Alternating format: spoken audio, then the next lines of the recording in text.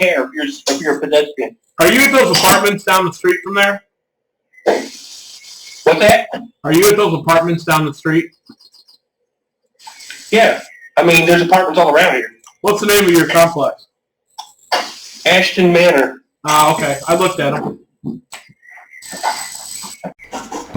But this is a college area, and there's apartments everywhere. Yeah, you're real. I'm still here, but I'm pretty much. What are you, about 30 minutes from Orlando? I'm in Orlando. Well, I mean, okay. I'm right by the University of South Florida. How far are you from the parks? From the, what'd you say it was again? How far are you from the parks? You know, like Disney World, that kind of stuff. I mean, if you take the highway from where I am, you can probably get there in half an hour. How far are you from the villages? If you don't take the toll road, it'll probably take you an hour to get there. You about a half an hour from the other side of town. You about a half an hour from the villages? I would imagine within an hour and a half an hour. I have to look at a map to make sure exactly where it is. It's northwest of you. But I mean, I know all the roads around here and how to get to places. So. Right. Well, if I go down and visit my brother, I have to come over and see you. He's in the village. All you gotta do is put my address in a GPS, or we can meet somewhere. It's up to you. There's a lot of good restaurants around here. Well, I know where your apartment complex is already. I looked it up. Well, I looked it up. I looked at all of the ones right there next to that that 7-Eleven or whatever where you keep seeing those problems. I was curious. Yep. That's. I definitely. I mean, I live in St. Louis too, but this is different. A lot different in St. Louis, though.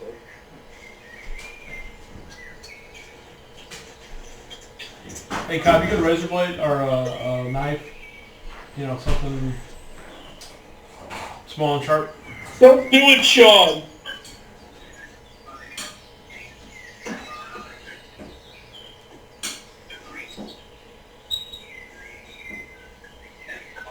I guess I better put my headphones on.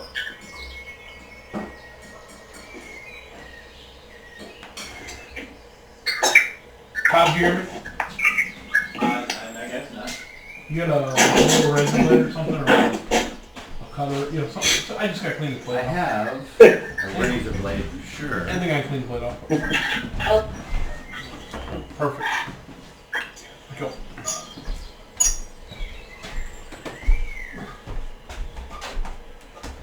Would anyone care for some stir fry? No. You're going to save it for tomorrow. No, thanks. So Well, What's in it? I wanted to eat some of it now while it was fresh, because, Yeah. you know, it's Hey, not going to be first good. question I got, where's your cat? Your cat? Oh, I get it. I haven't seen him yet.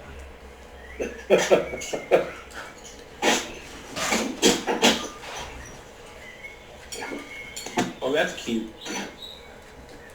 Let me see. A little orange, To bring in that. little orange hair in there.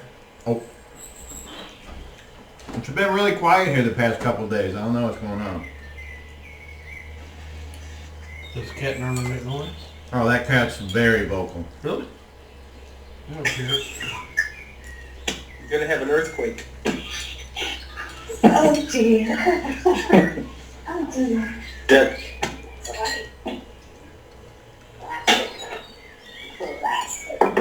I mean, you got New Madrid there. New Madrid's been set to crack for a while now. It should have blown a while back. What's Jason talking about? Yeah. I know what Jason's talking about. We learned about that in elementary school, and Yeah.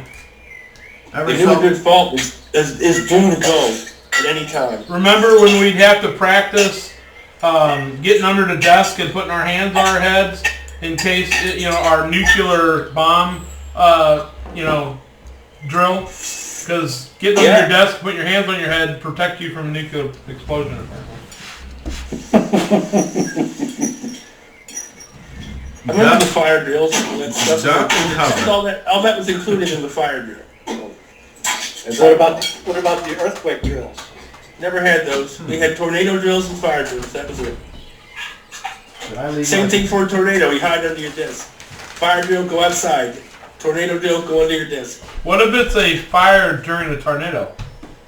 Well, then you better just jazz hands or something. Hey, what if it's a Sharknado? No?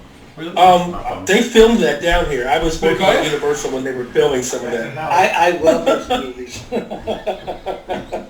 In fact, one of my coworkers was an extra in the film, and I've got a picture of her somewhere holding it. She's like a protester in some scene. So yeah, because they'll do that at Universal. If you're just like a worker there, they'll walk around and just pick people out. So like extras, movies and stuff, yeah. Of course, when Jimmy Fallon was there, he was a dick, and you're not supposed to look at him or anything like that. Don't make eye contact with Jimmy Fallon. Don't do anything like that. And so he had this huge catered affair, which nobody really ate any of the food. And while a whole bunch of workers were watching, they just threw it all away. It's like they didn't give it to anybody. They just threw thousands of dollars in food. And so the one day that I saw him when I was walking through, I was like, Jay Leno, I love you. Have you ever heard what happens when you donate to your phone to what the other person hears? That's like here in St. Louis. Hi, They Sean. have Do you Reverend Rice. something subscriber? Something up right now. That's what it says. Is Reverend Rice still there? Yeah. I used to work right next to that place. Isn't that great? We had 100 turkeys for Thanksgiving one year, extra. They would give them to all the employees. They told me to call him up to give it to them for all the homeless people. So we called them up. They were like 4 blocks down from us. And I said, all you got to do is come up here and get them. They would not do it. They said, you need to bring them down here. I said, I don't have vans like you guys got. Bring a van down here. We'll load the van up and you take it back. They wouldn't do it. Yeah, I worked at that building, that old newspaper building or whatever it was, used to be right there next to it. That's exactly What what was I in worked. these? It says refrigerator That after worked down open. the street from that. I wonder what it was. It don't smell at all. That was a town, I'll tell you. Woo. Back in the day. Yeah, I went there and got a blanket one time, just because I could. You went there and got Okay, what? go give me a free blanket. Oh. I kept it for years. I kept it for years until it fell apart. So that was my dedication to that act of whatever you want to call it. But I made sure I used that blanket well. So The act of their kindness. I mean, I didn't really need it, but I was like, hey, it's a free blanket and a turkey dinner. And it was like, there was people everywhere, coming from everywhere. Everybody was there. I was like, okay. I was like, right up the street, I was like, hey, I got lunch. Free lunch and a blanket. So that's what I got. And I told people, happy Thanksgiving. I remember doing it. I think I was probably 20-something. I'm sure I was like probably barely 23 or something.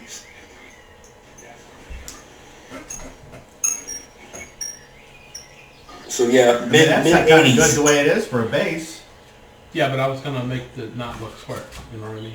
Like, my You need to question give it was, some edging. yeah, but my question was, instead of being a straight up edge, you want it like varying slopes like this going around. You know what I'm saying? Like more that's natural. fine, Or, yeah. or- I think it's more if you go along the edge like this. well, I can do that too, but you don't want to straight it down. Like you want more of a. It can be at a little bit of an angle, I guess. Well, it can be whatever you want. That's why I'm asking you, because I can, Yeah. you know, I'm open to whatever form you want it to look like. It's been a while since I cut. Did you feel the artwork was accurate? I thought it was. I thought it was awesome seeing the two guys at the very bottom just peeking up over with the question mark above their head. That was awesome. I wanted to make sure everybody was in the picture. So It was epic. the drawing you picked was the hardest one. Drawing you in the pose of shooting a bow and arrow was on the fly because I had nothing to just reference, so I just drew it on the fly. And then I drew it at work. So I was like, okay, I hope this looks good. It was awesome. It looks good for one of your drawings.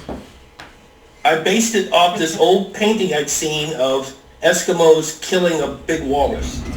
And it just stuck in my mind, and that's what they had. They had like a harpoon stuck in it, and a bunch of dogs barking at it, and that was kind of the way the picture turned out. So I yeah, can see that. because I mean, walruses are really big, and so that thing was at least bigger than a walrus, I guess. So, because he said it was huge. Yeah, the picture was great.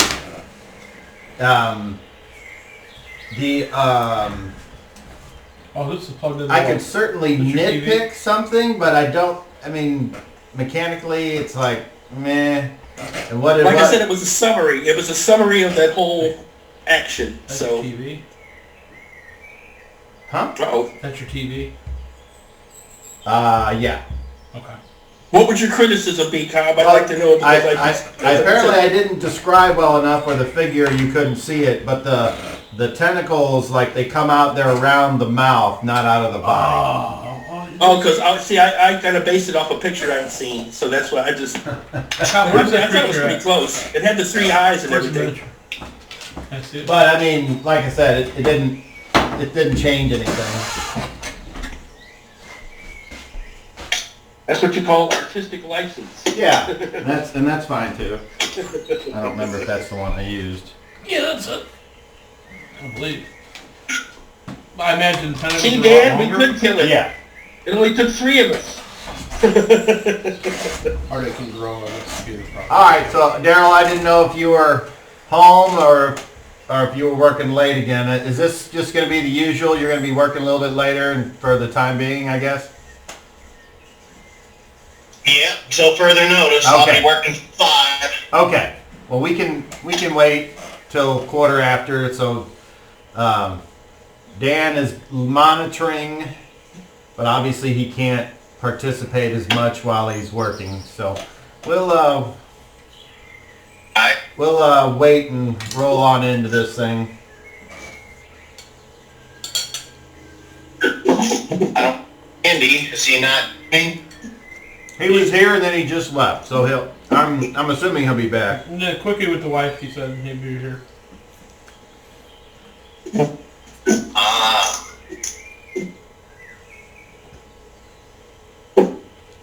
Oh, Cobb, Yes. I found a spell on my list that you gave me that I cannot find in my spell compendiums. So I don't know. I Okay. couldn't find it. I was curious to know what if I could even actually have it. But it's a wind spell, but I don't have it on any list. I don't have it listed anywhere except on my character sheet. It wasn't on any spell listing that I could find. All right. Hold on. Let me see. What do I want to do here? Is it break when? Break wind. Do I want to do that? No. There is a spell of bad breath that lets you like knock people down with bad breath, and I've considered casting it in the past. So. And it's like it's not high. I think it's second level. Oh, here we go. Okay. Randy. Okay. Randy will be rejoining us here in a second. Look at that. 1 second. Just like I said. Okay, well, we're all here. Okay, well, I'll wait. Like I said, I'll wait till quarter after, see how far Daryl can get, because I'd like him to be able to hear everything if possible and participate. What about my spell? Oh, yeah, and you want me to look that up for you? No, that's not it. Jason, I sent some pictures of the monster to the messenger group. I looked at some the other day. I sent a close-up. Yeah, I sent close-ups There's a of lot of different the. variations of what it looks Okay. like. So. I sent close-ups of the miniature he used. I would assume Jason actually remembers that monster from first edition. That's what I would assume. I don't remember. Yeah, I could name it. When you described it the first time, I could have named it. Okay. That's So what I'm a nerd. what is the spell that I'm trying to find? Break wind. Wind servant. It's 3rd level. It's supposed to be 3rd level. But I couldn't find it in the spell compendiums. Because it sounds like a decent spell. I think a wind servant's a fairly decent critter to have on your side. So Depends on what it does. If it's a servant, like it's probably a minor. It's probably a minor. I can already cast Dust Devil, which is a minor. Well, if it's a wind devil. servant, like This is they, probably you know, a like slightly- if it's like the ones that run around and set up your camp and shit, it might not be something against. You know what I mean? If That's it's an a aerial servant. That's different. That's a magical critter. Well, no, It I might know, be but the what same I'm thing saying as is the it druid version. says I don't know. it's got the word servant in the title, so it might not be something that can attack, you know? If it says servant. Well, a lot of the spell names are kind of silly. Might so. be the priest version of the magic users.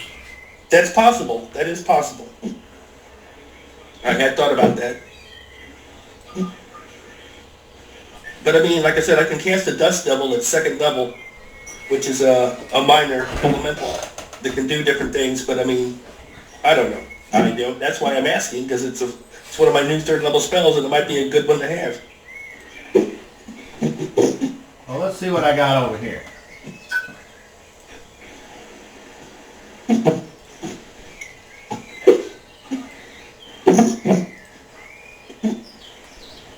Thank you for looking.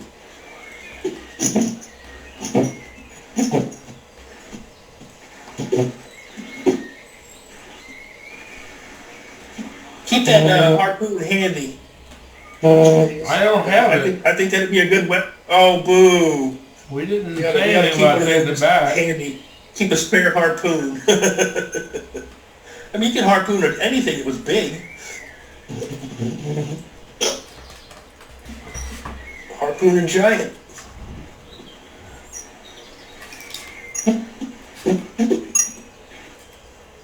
Hey Robert, take a look at this real quick. Yeah. Okay. For those of you wondering, I've got a foam cutter, and I got a couple different foam cutters. I'm cutting some hill scenery out, so creating some, and we'll paint it next week. Do you have a Dremel tool? No, I have a hot foam cutter. It cuts through styrofoam like I was going butter. to say, you got to get a Dremel tool for like little details and things. I can detail with this. I have a detail. I got every size bit I want for it. I used to, But I'm just cutting hilly Whatever terrain makes that it don't need detail. I used to do miniatures like that. I would convert them, as they say. That was the word I was saying. But yeah, I use my Dremel tool to convert miniatures. So. Let's try something else.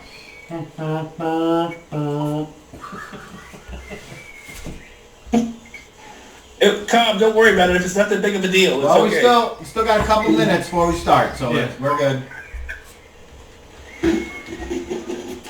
And if you want, if it's like a text or a file, you can send me. Just send it, or just take a picture of it and send it to me in Messenger if you don't mind. Oh, he mine. Oh, okay. Well,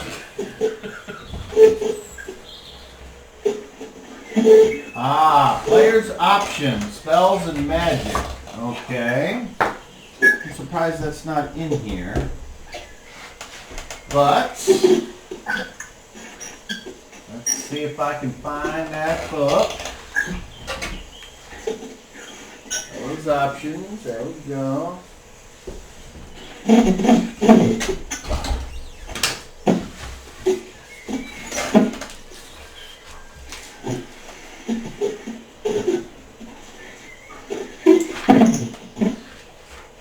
Hey, is this smoke gonna bother you?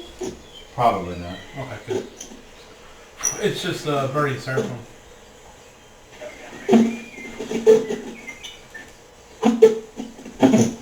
yeah, I found a couple of good spells that I had overlooked before, and one of them is incredible. So, for 3rd level, but it's not overpowering, but it's not what I thought it was.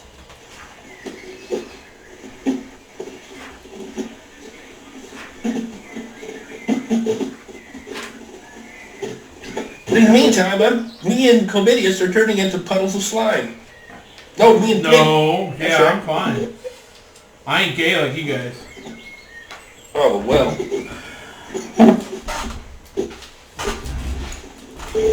Okay, according to this, Wind Servant is a conjuration summoning in the elemental sphere of air.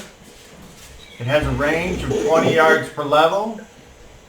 It has a duration of 1 round per level.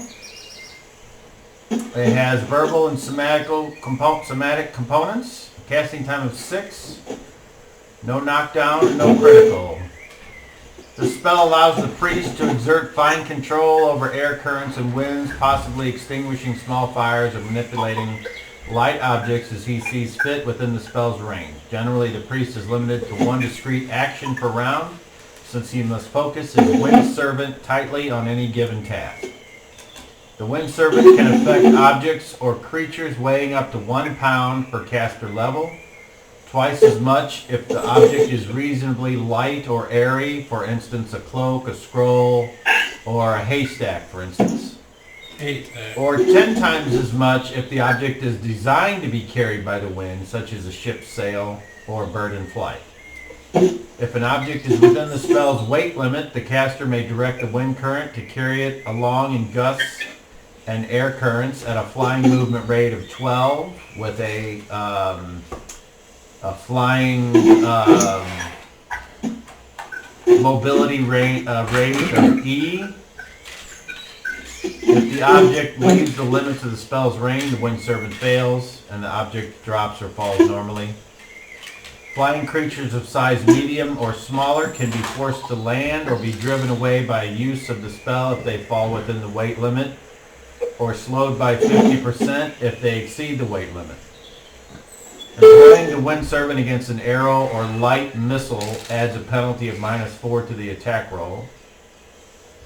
In dusty, snowy, or sandy regions, the caster can instead use Wind Servant to create a vicious zephyr of stinging dust around an enemy. This zephyr inflicts damage equal to the opponent's base armor class minus 2d6 points and creates a -2 penalty to the victim's attack rolls. For example, an enemy in leather armor class 8, would suffer 8 minus 2d6 damage if attacked by means of the spell. Note that any use of the Wind Servant requires the priest's undivided attention. He can take no other actions while directing the spell. So I will attempt to find that, and I'll send it to your, I guess to your, you want it in an email or a text?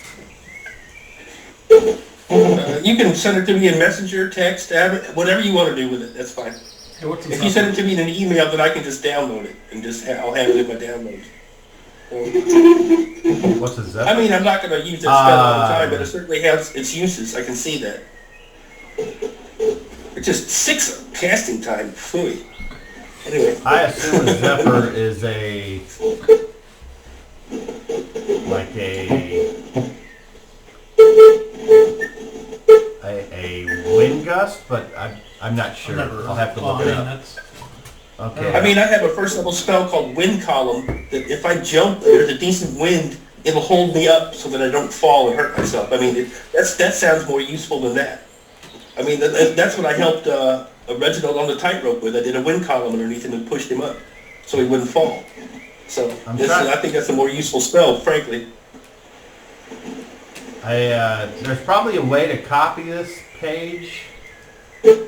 Desktop site. Let's try that.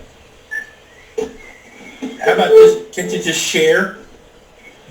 Oh, okay. Copy to clipboard. I'll share try that. And copy to clipboard. I just saw the share icon here. So, and you want me to send it where? Messages? Whichever is easiest for you. It doesn't matter to me. As long as I can read it. I just want to read it. Okay, let's do that. Thank you. Did you ever give me your new cell phone number? Yes. Hold on. Is it 407-300 something? Well, that's my old one. Okay, hold on. I'll have to look on my settings to find my new phone number. I don't know what it is. I don't call myself. I don't call myself. That's great. I do, just to see if I'm home. Are you home? No. I might be. Let me try a different share then. Jason, why don't you give me a call real quick and I'll send you your phone number to you, or I'll give it to Kyle. I mean, I'm pretty sure you're in my contacts. Well, So then hang send it to on. me. All right. Call me. Let's try copy. Let's see if that works. I wish it had Messenger on here, but it doesn't. So It usually does. it's got like texts, but not through Facebook Messenger. Cobb, are you there? Yeah, I'm here. Are you 314-609-0607? Correct. I'm going to call you. Here it comes. Or send me a text. That'd be easier. All right. Then you'll just know it's me. Yes. It's Okay. going to say it's me, I'm sure. Well, if you're not in there, it won't. It'll just say. It'll just have Here a it phone comes. number. You'll know what it is. That's me. It says sending, of course, because it's thousands of miles away. It's thousands. Jason, is your cell end in 3857? Used to. Yeah, that's his Okay, old that's one. the old one then. Hey, did you get a sex yet? Nope. It's still sending. Ay, caramba. I think it's because I'm online with all this stuff going on. Are you online yet? Yes. To Facebook? Yes. Okay, then I won't say anything out loud. Well, it'll go through eventually. You'll know. Jason, I'm going to send you on Messenger my phone so you know which one. Oh, I see the pictures you sent now. Yeah. I'm sending your personal account my phone. For all of you watching right now, which is probably nobody, I would assume. No, there is somebody watching. I'm sure this is very riveting Facebook video, but we're almost ready to start. So if you got nothing but and they left. Jason, Okay. click on it on the Messenger. And they left. automatically, That's awesome. Okay, Cool. let me scoot this over. Daryl's missing from his car. Oh no. It's an abduction. I was gonna say he's Oh no. escaping from Jack the Sloogie. Drive fast. Oh, Drive the fast. shark bites. Jack the Sloogie.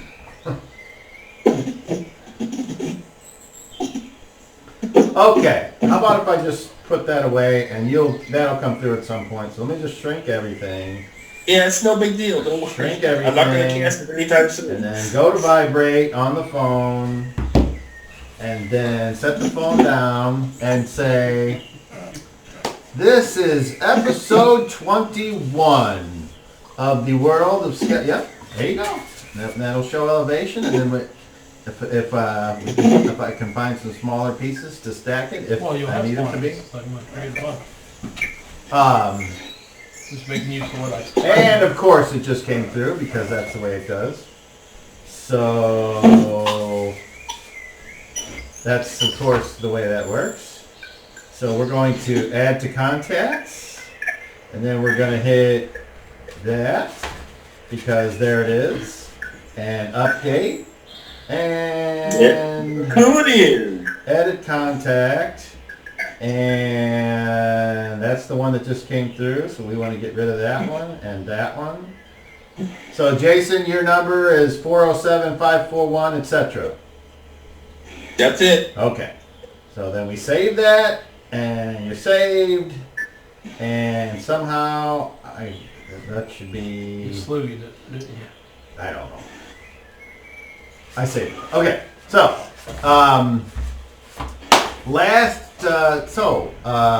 to recap, the group went to take out Zonagan in the Cave of Madness, and they made plans. They had a harpoon with them. Their plan was to harpoon the creature, drag it out of its watery lair and destroy it.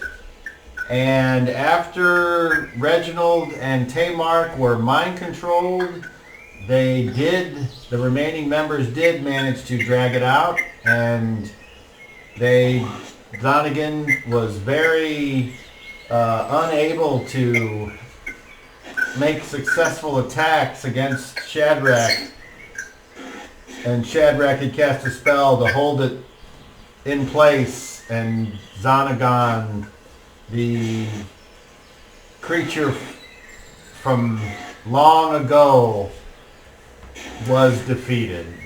And as the creature was killed, the spell-like effect, the control that was on Tamark and Reginald was broken.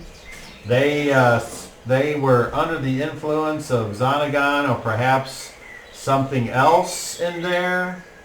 They had seen Flaggy, who was happy to see them, and they took Flaggy and went out of the cave. in hopes to rescue him, and that is what Xanagon ordered them to do.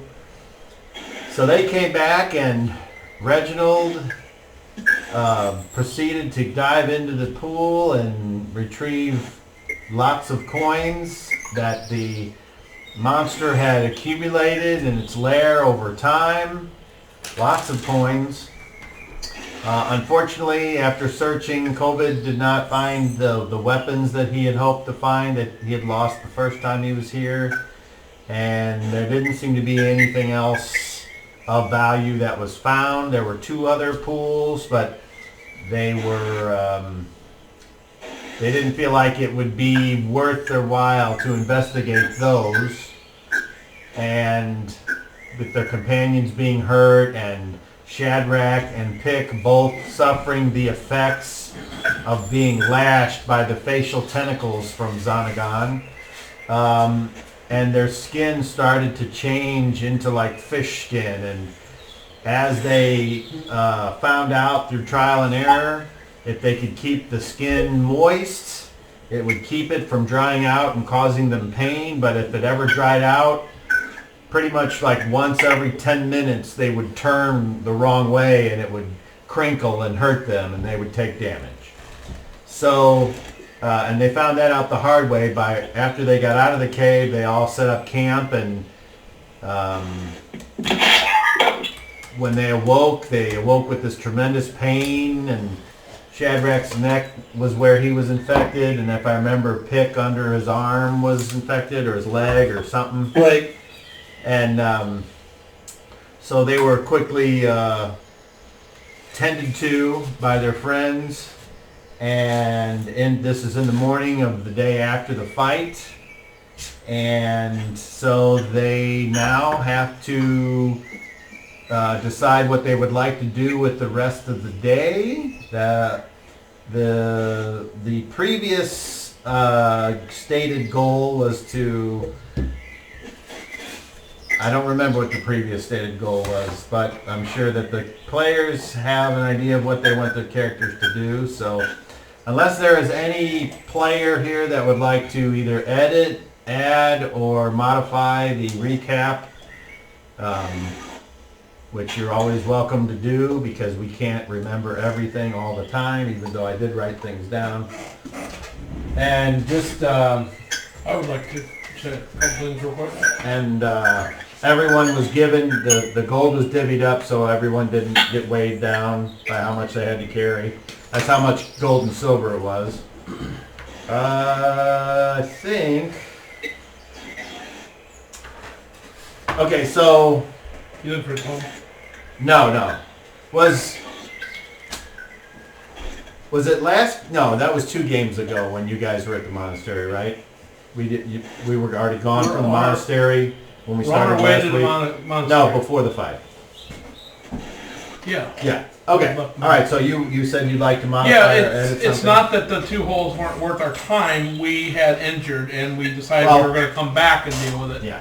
That's Because what- we want to destroy the evil. We know, according to there's our offspring druid, we're in pretty those- sure there's there's something in offspring them in that's those. offspring Right. that are to evil. But it's very much worth our time. But we have 2 incredibly wounded individuals that we can't do anything about, so we need to get them to the monastery and hope that'll work.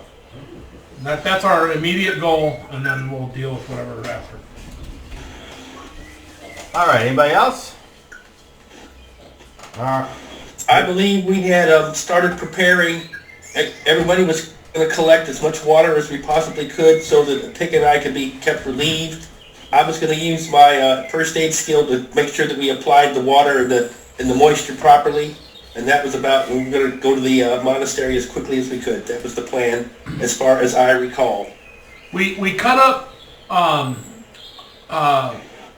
Reginald's cloak to wrap up the areas that were wet. Cobb, were we able to sufficiently cover the affected areas with his cloak? Was there Yeah. enough of it to deal with it? There's So more- we'll keep that wet. That's what we're going to do. That More way than it enough. keeps the wetness on your skin.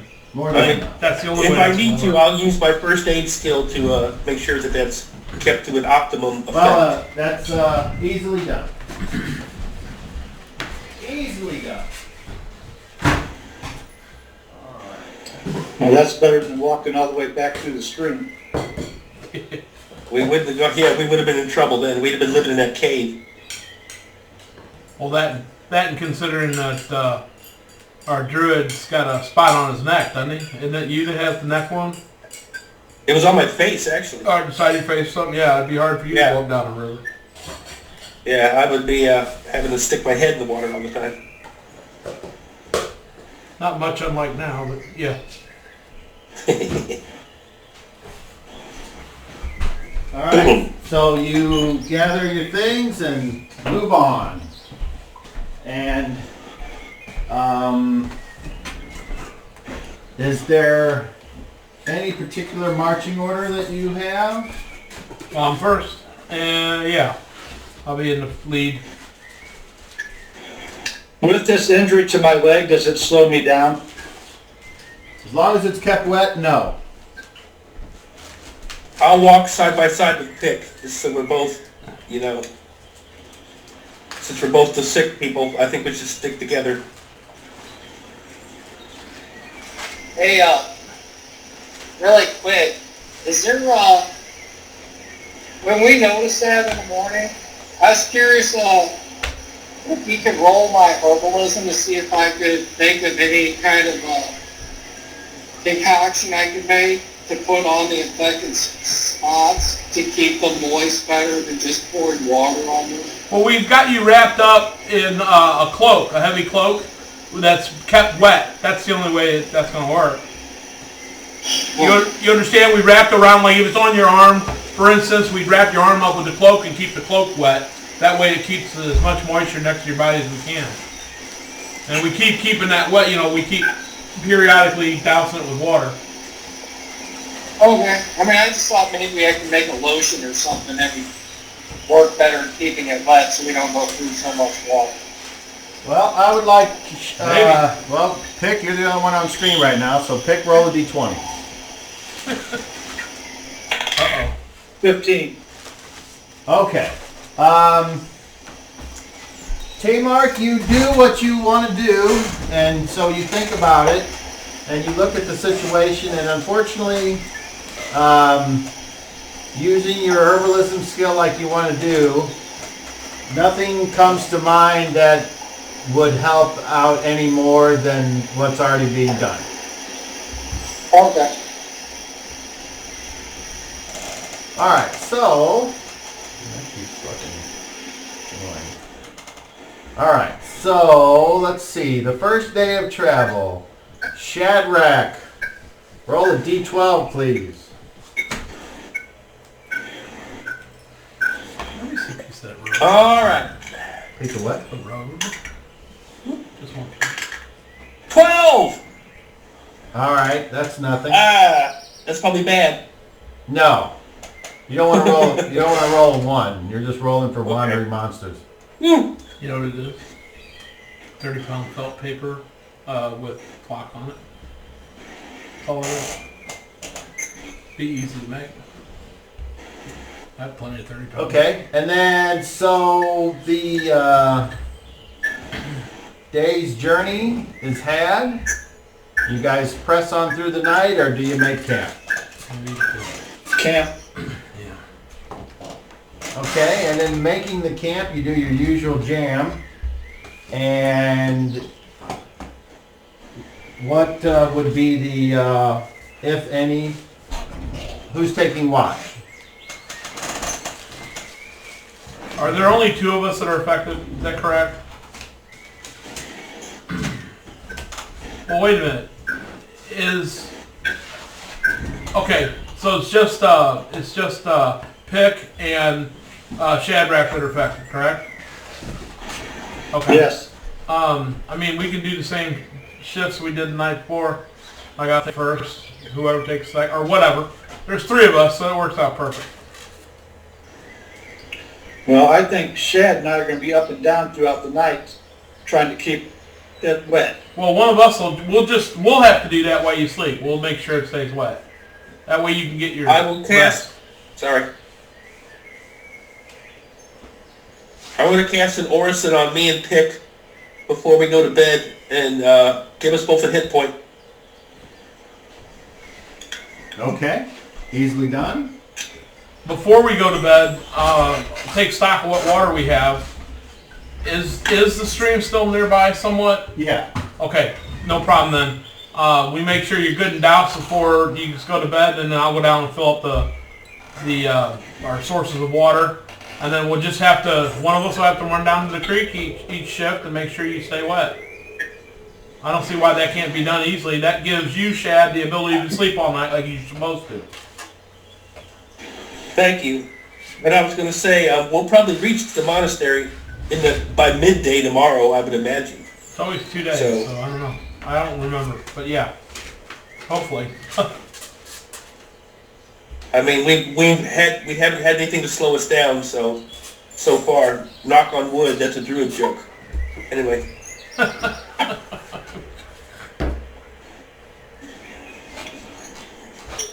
That's probably where that came from, actually. That would make sense.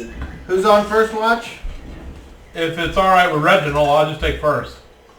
Or I'll take whatever. I'll take second. I was gonna say I'll take whichever one you want to put me on. You know. Okay, COVID, roll a perception check, please. Perception.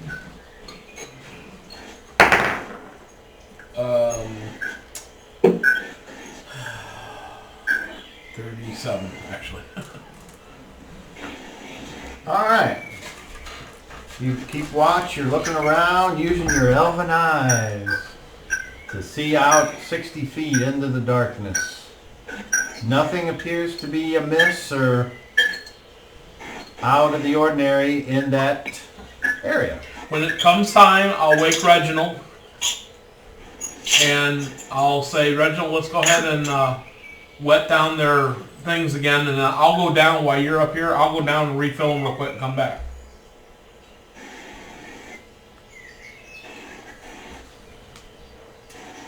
Is that okay, Reginald? I'm sorry, what? I said I'm going to wake you at the end of my shift, and then while you're awake, we'll douse the two with water in their affected areas, and then I'll go down and refill the containers again before I go to bed again. That way, you're up here on watch while I go down to the water. Cool. Okay, so that happens, and then Reginald, you're on second watch. Make a perception check, please. That is a D30. 21. 21, all right. You're, by now, the potion of infravisions has worn off, obviously, and you're kind of wishing that you had an extra one laying around because you're looking out into the darkness and you're keeping your ears open, but as far as you know, there's nothing out there, and your watch is over. And then I wait J Mark. Okay. And I would like Reginald to roll a perception check for K-Mark. I have his numbers right here. I rolled a 3. Okay, so same thing for him. As he looks out, he doesn't see anything. And the morning comes. Apparently, everyone has survived. And what would you all like to do today? Back up, move on. Out of the usual, I should say. Is anyone doing anything this morning before? I could take time to learn some spells, but I think getting a move on is what we need to do. If you think the spells will be effective or useful to us today, maybe we should. I mean, I don't know what you're planning. You know, I don't think we'll need offensive spells. If you got something that'll maybe help the two of you or ease the journey for you. Not really. All I can really do now is protect myself. Fight. I came loaded to fight the creature, and I didn't even use my wind lashes yet. So I have 2 wind lashes yet, and an entangle and a wind column. So that's what I got.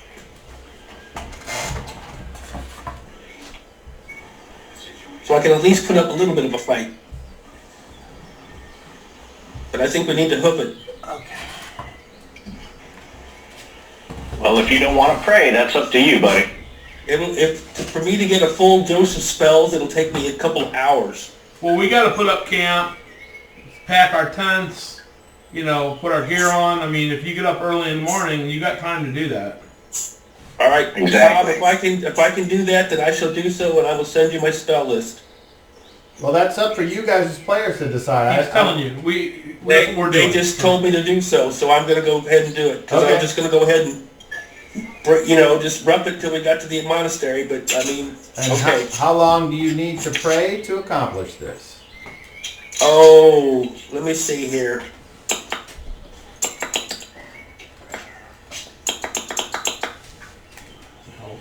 It's going to be like 3 hours at least.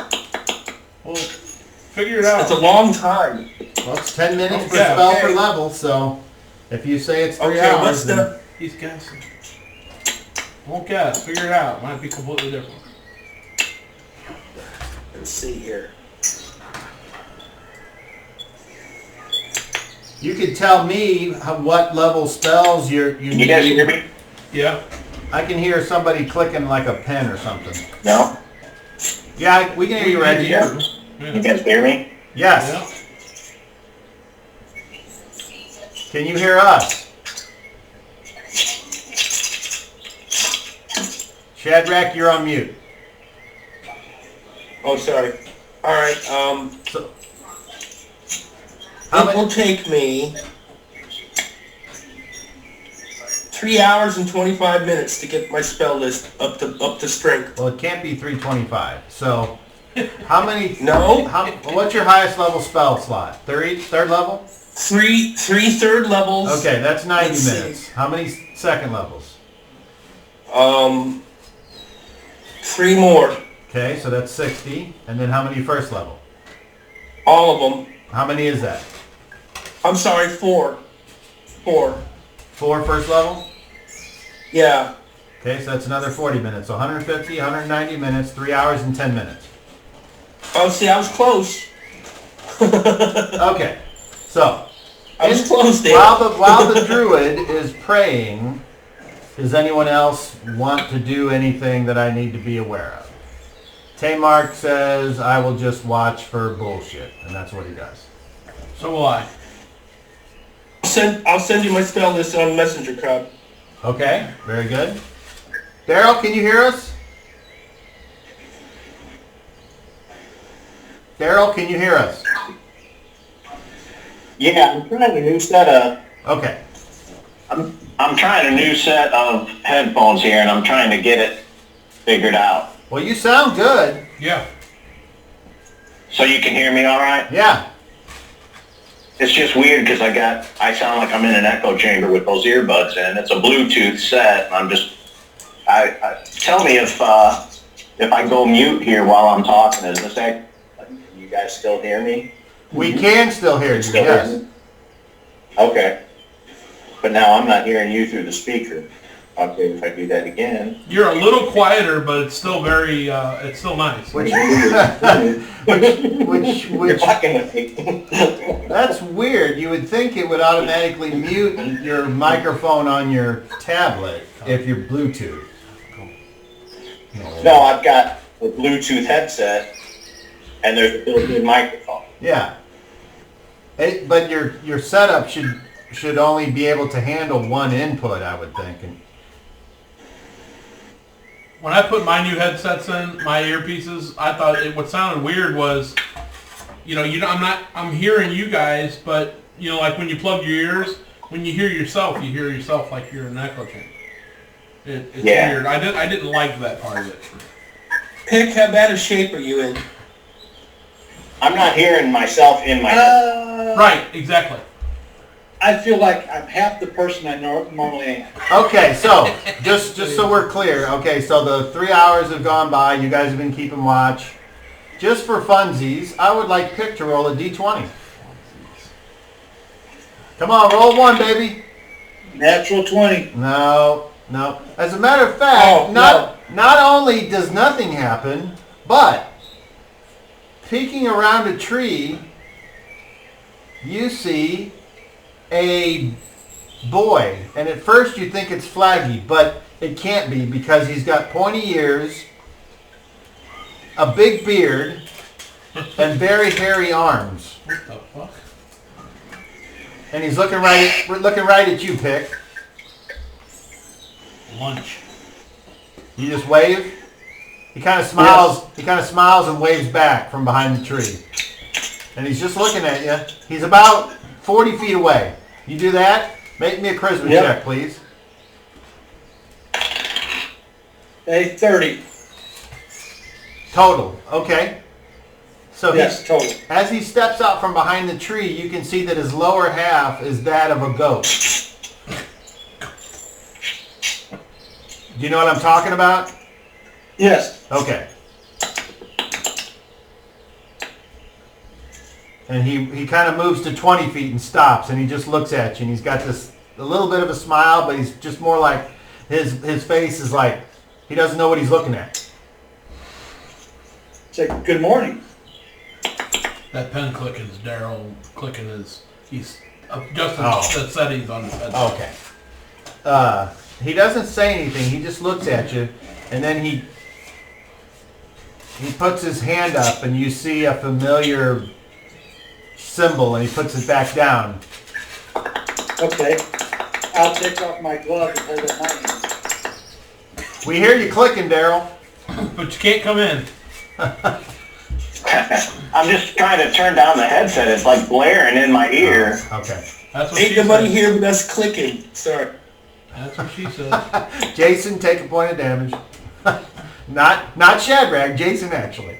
Oh, okay. Jason, poke yourself in the eye. Okay, so, Randy, I already forgot what you did. Oh, you took your glove off, okay.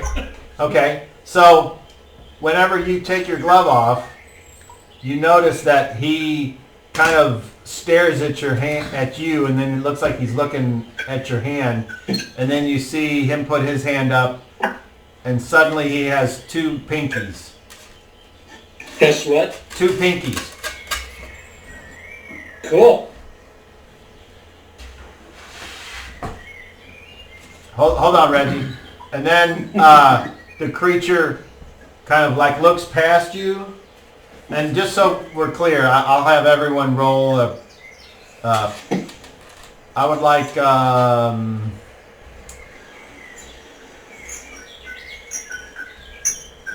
I would like every character to roll a perception check, please. And I will For roll... observation? Not you, Is that- Dick. Is that plus intelligence? Yeah, on a 30. Thank you. Need 30. Okay, Reggie total. 22. Kmart got a total of 36. COVID 43. and Shadrach. 25. Okay. So, Covidius, as you're just keeping an eye out, like you said, you notice Pick is talking to someone, but you don't see who, or not talking. He's like making weird gestures into the woods for some reason. Well, I look to see if he's looking at something before I pay more attention to him. I don't see anything in the woods. No. So now I'll walk over to Pick, look at Pick. Like if he's looking this way, I'll come around trying to Yeah. So, looking at him, trying to figure out what the hell he's doing. Pick, you hear COVID walking over, the obvious clinking of the metal armor, making it obvious who's approaching you. You turn to look at him. I'm getting ready to talk to a new friend. I stop and I'm looking at you and I'm like, Okay, so as Pick, you turn and look back to where that thing was, and there's nothing there right now. Apparently, you don't know where he went. Well, he's gone now. what was it? So I describe it to COVID. It doesn't sound like I any said- other scene, right? I mean, it doesn't. Unless you have some type of non-weapon fish. No. Okay. I just didn't know for some reason. It doesn't. It doesn't sound like anything that you've ever heard of. Yeah, it's okay. You sure you're feeling all right there? Okay, and then pause. Okay, and then Reggie, you had wanted to do something, I think. Yeah, while Shadrach's off praying, I'm going to begin separating the silver and the gold coins. Okay, very good. Okay, so COVID and Pick, you can continue on with if you have a Are conversation. you feeling all right there, Pick? You sure you're seeing things out there? I'm fine. There's no little girls with dog bodies, you know, and like wings, or you know, in your dreams maybe. And there's one running around here. You run a fever? Yeah? Okay. I turn around, confused, looking, and walk away. Go back to what you were doing? Yeah. All right. Which was So, looking in another yeah. direction. So, I keep an eye on him though. okay. I don't know. He might fall over and eat. So me. Reginald, when you, I know I think I gave you guys a total amount last game. Do you still have that? Yes, you did. Okay, so when you say you're separating them, are you putting like all of the silver in bags and then all of the gold in other bags?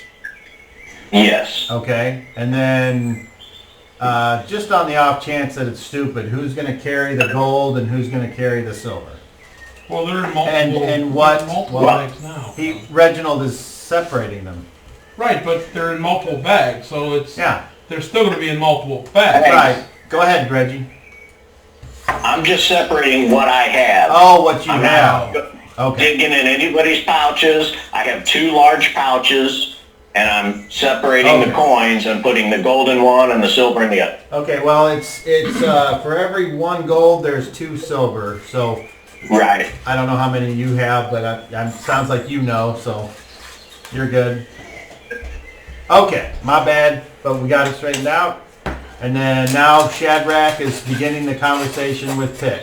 Go ahead. I can talk to him after he's okay.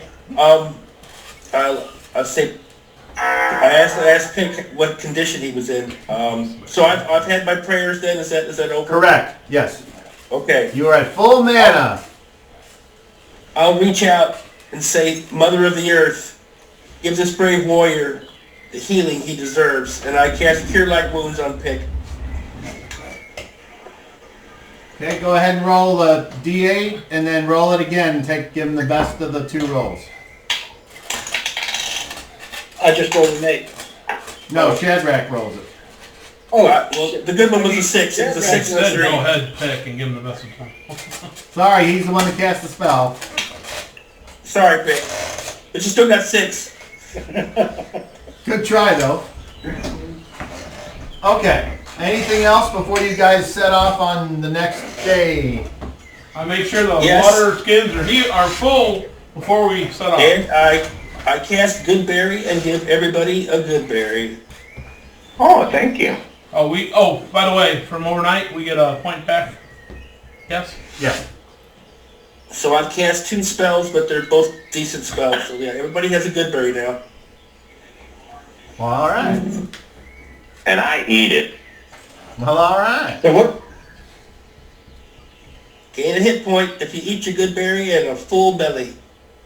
I'm going to do the same. Very good. Tamar does as well. Why not? I don't. I'm at full. All right.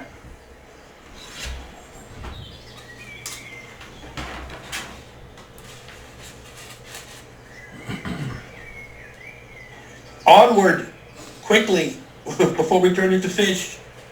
You doing any manscaping for you while I told you?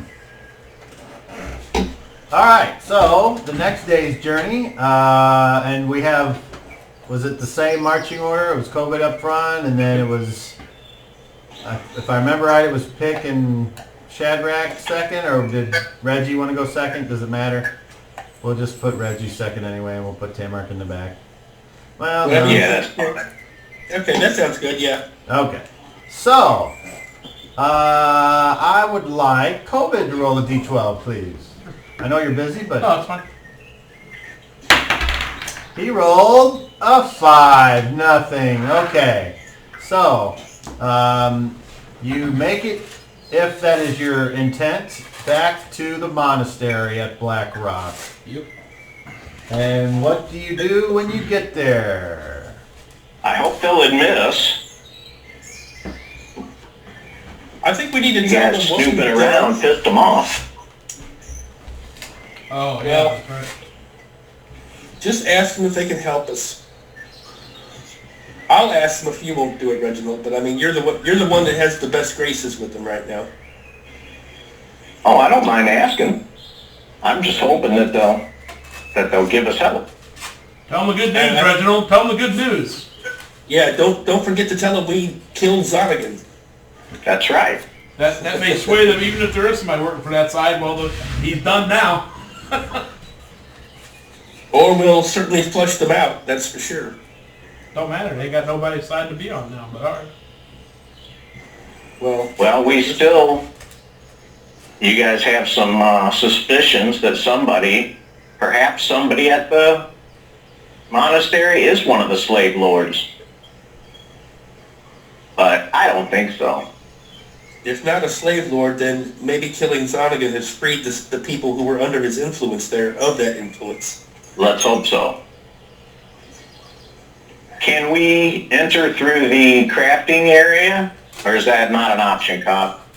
There's, as far as you know, there are 2 ways in. There's through the front gates and through the back gates where they let out the animals into the fields. And you guys have been out the back way if you have ever gone to the grove. That's also outside of the walled area. They don't.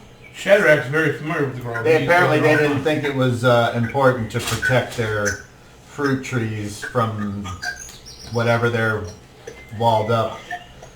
But anyway, so you have, or you can obviously siege the abbey and take no prisoners and go in any way you want.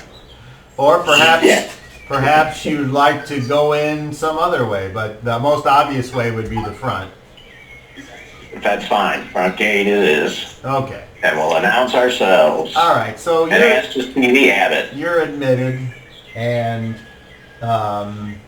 you are taken close to the front door where you had gone in previously, and as you're waiting patiently, you can see that things appear to be normal here. The crafting area is busy with people weaving and smithing and brewing and doing all the things, necessary to run a place like this. You can see that there's actually some stonemasons working on something, and some other carpenters that are always having to replace wood or what have you. But eventually someone comes out. It is not the abbot, it is one of the abbot's assistants. And he says, "Welcome back, adventurers. What may the Temple of the Blend do for you this day?" We want to announce and let everyone know that we have destroyed the evil in the Cave of Madness. But in the process, my friends have been afflicted with the fish skin. And I'm hoping that someone here at the monastery can help with that. He kind of looks over at everyone and then notices the bandaged up individuals, and he says, Come forward. "Oh, of course, we never turn away people who may need help." He then looks and he says, "I'm sure you're all well aware of our policy that this is a place of healing and not of conflict. Of course.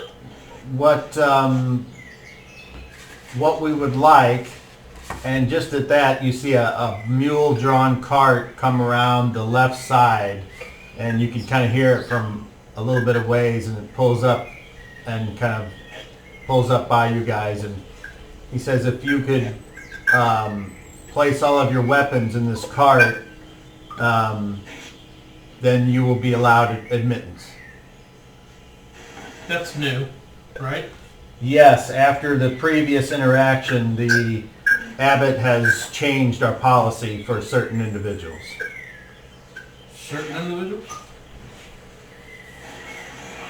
And he waits patiently for you all to do whatever it is you're going to do. Hey guys, I'm fine. Go ahead and leave your stuff. I'm going to stay here with it or hang out wherever it's going. I'm fine. I'm absolutely fine.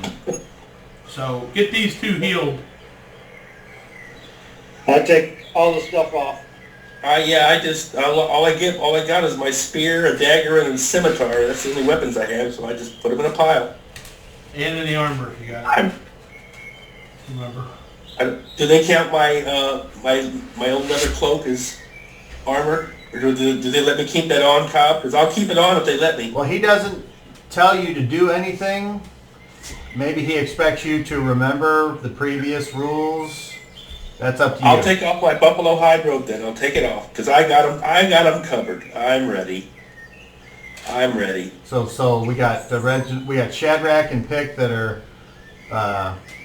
You saw my spell list. I'm ready. Yeah. Okay. Reggie.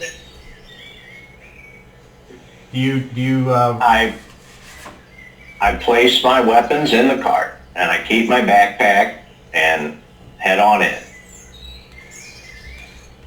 When everybody complies. Do you have armor? And if so, do you take it off?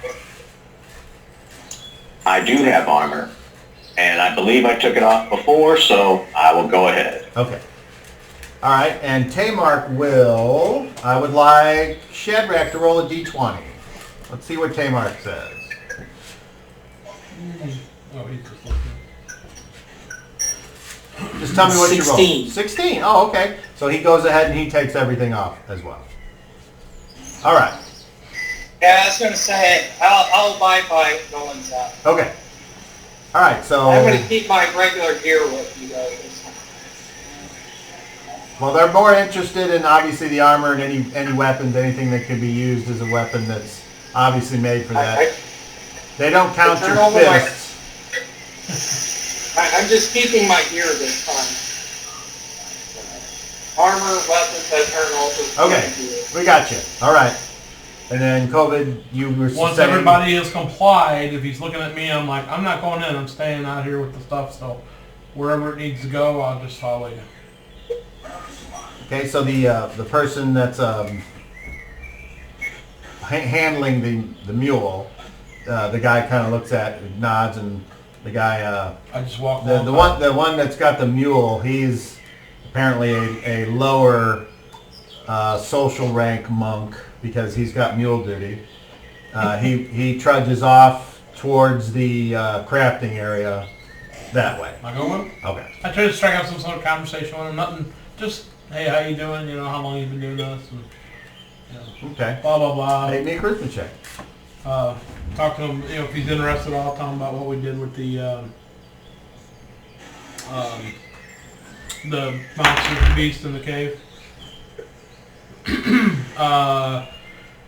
26. Okay.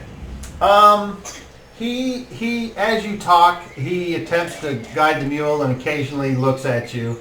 And as you talk, he just kind of nods and acknowledges. He doesn't speak. Sure. Okay. But if you continue to talk to him, or do you? As long as he's hanging around. I mean, if he's not really, if it's a one-way conversation, then no. He's giving off the air of He's not supposed listening, but he's not responding verbally. Okay, that's fine. The conversation goes dull pretty Okay. quick, and I'm done. So I still stick as with you the follow him, he goes around to a it's like a addition to the building on the right side outside, and it at first glance it kind of looks like a root cellar, but it's he opens up the 2 doors and it goes down some steps, and he just kind of casually goes over and he picks up a few things and walks Here, let me down help. the And I steps. grab as much as I can, and I And help then take the stuff as, down. as you go to say, let me help, he's just like, Okay.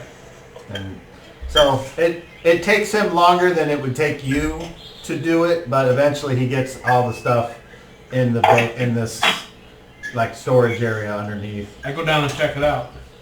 He has to light a candle, Sure. or once he gets down there, so he fumbles around a little bit with this thing on a table, and it's basically a thing with some little like lint or little bits of flammable materials, and he strikes a thing, and eventually he lights it, and then he lights a candle, and he lights it, and then he proceeds to just kind of arrange it on a table, and then he's done, and so he turns around and he kind of motions up the stairs.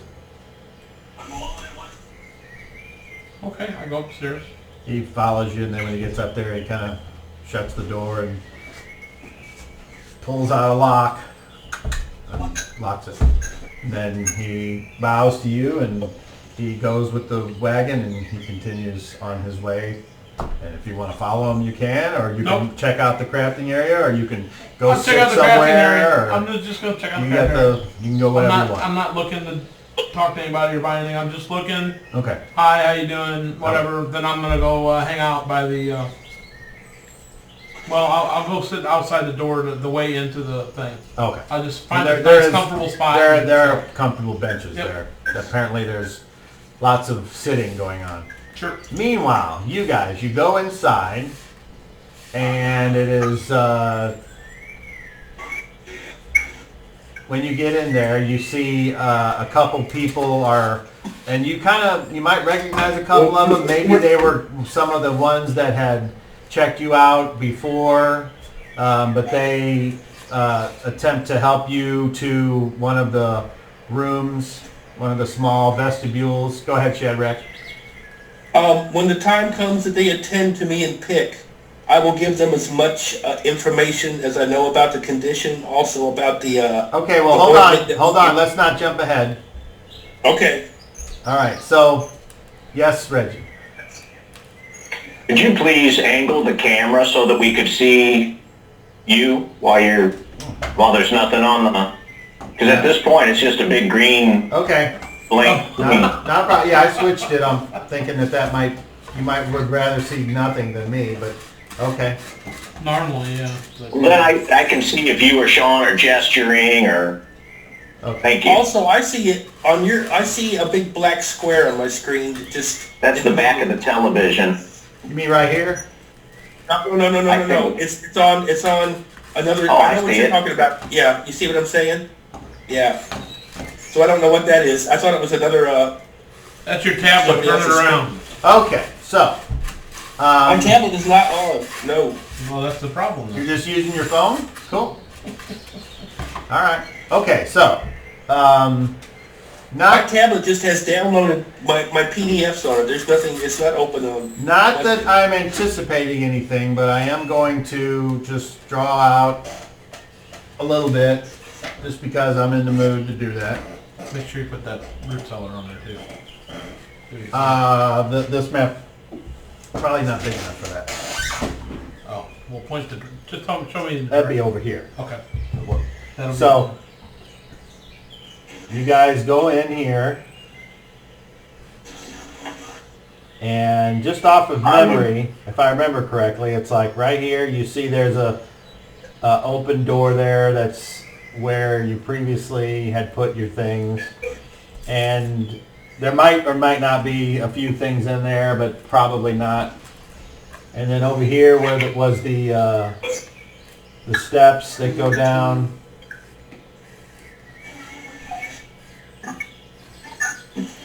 And then over here was the door that leads to that outside sort of place with the fire pit.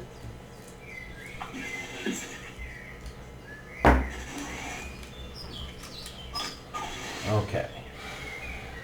And then I'm just here- curious if anybody here has seen the original Wicker Man movie. Mm-hmm. Is that Nicolas Cage? I don't.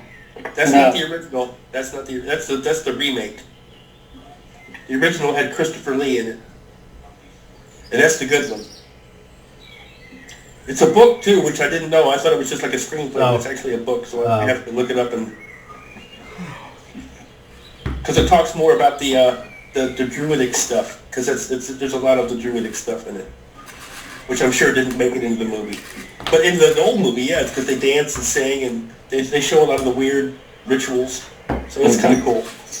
All right. So as you are brought in there, you can see those 2 or 3 ones that had helped you previously, and then you see the proctor waiting. And as you're kind of helped forward, if you allow the monks to help you that are bandaged up, they apparently think that you might be worse off than you are. I don't know. They're just being cautious.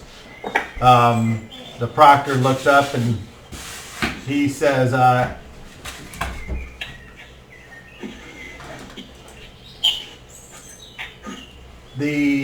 my assistant was very excited. Before you tell me anything of what happened, let's get these men into a more comfortable position. So he seems to be concerned about getting them. So they're just kind of giving these 2 rooms right there, and then kind of outside with the doors are open in the more space that's there. The proctor says, "Okay, so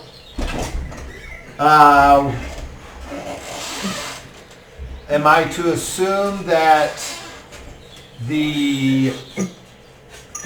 your companion is not going to be joining us for anything?"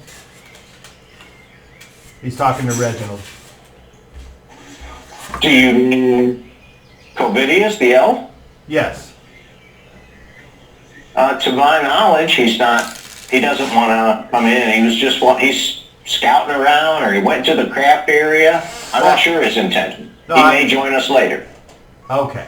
I'm assuming that well, I don't wish to assume anything. Hopefully, but you all are on good terms. Yes. Okay. So, He's just cautious. while they start to examine the 2 individuals, he asks you what happened.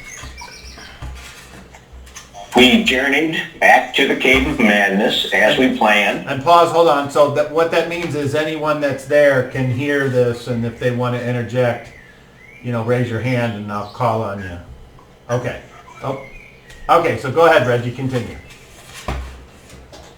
And we made our way in just as we planned, and when we got to the cavern where Zonigan lived, he used magic of some sort, and he bewildered myself and Tamar, and we were thrown off our game. But these heroic gentlemen behind me, and Covidius, who was outside in the courtyard, they battled with the huge beast for what felt like hours. They sliced and carved and hacked and fought and resisted his magical mind control and dealt lethal blows and delivered justice to the beast and avenged Flaggy's death, and hopefully removed the curse that's been on this land. He looks in the rooms, and he goes to Shadrach first, and he says,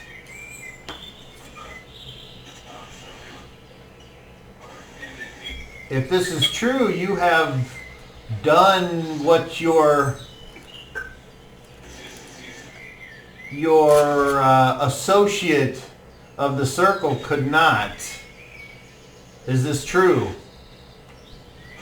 The creature called Zonagan, the demon of the depths, was dispatched, but I fear it may have spawns still remaining in the cave. But the greater evil has been destroyed. Yes, it is true. He nods and he kind of puts his hand over his heart and does a little short bow. And then he moves over and looks in at Pick, and they're removing the bandages around his leg and stuff, and the monk's looking at it, and he's examining it, and he's got his little, like, some tools or something, and he's like touching it and scraping it, and it kind of hurts a little bit. He's trying, and he kind of puts his hand on you to try to hold you still, and then he kind of looks up at the abbot and goes back to work, and then the abbot looks at you, Pick, and he says, and is there anything you would like to add to that story? He was a vicious beast. And if I'd known this would happen, I don't know if I'd have got that close. Well, we are very grateful.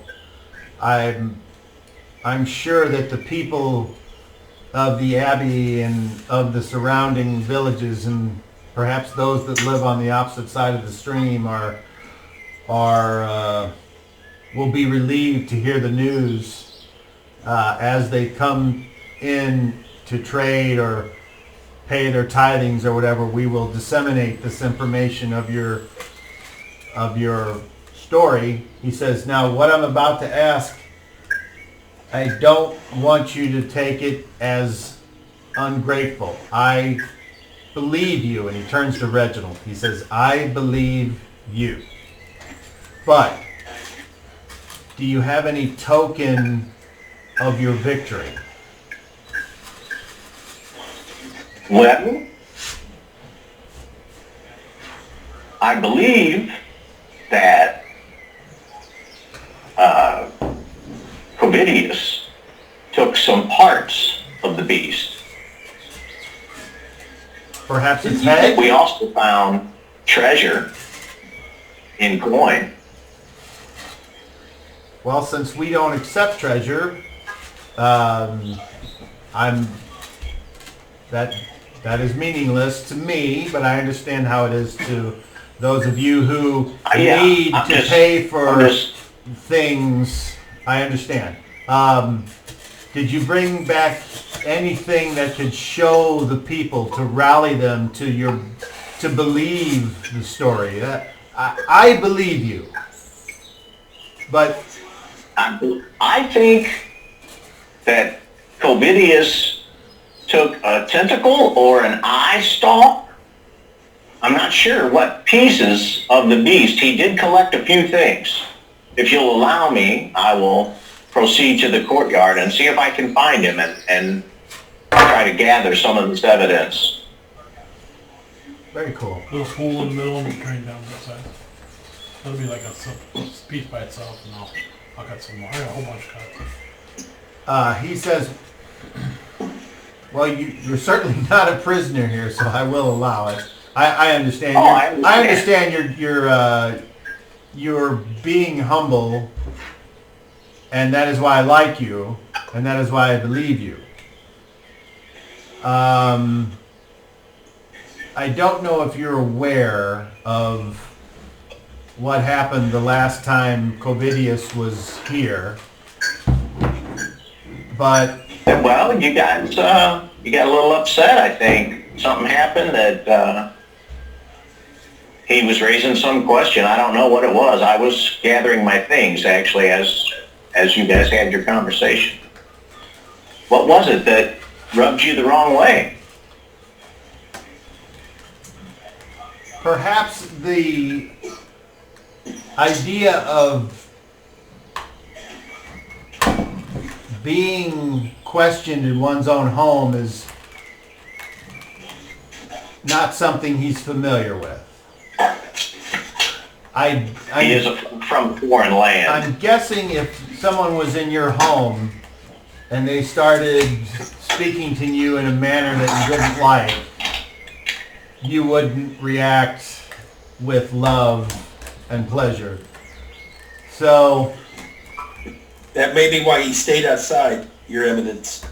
well, that may be, and if so, that is showing a bit of good judgment. So, if he is the one that has something that could convince the people of your victory, and he looks at Reginald with kind of a little bit of a look, he says, I'm not going to ask him. And let me explain. not Covidius- unless I am treated in a manner that I have earned.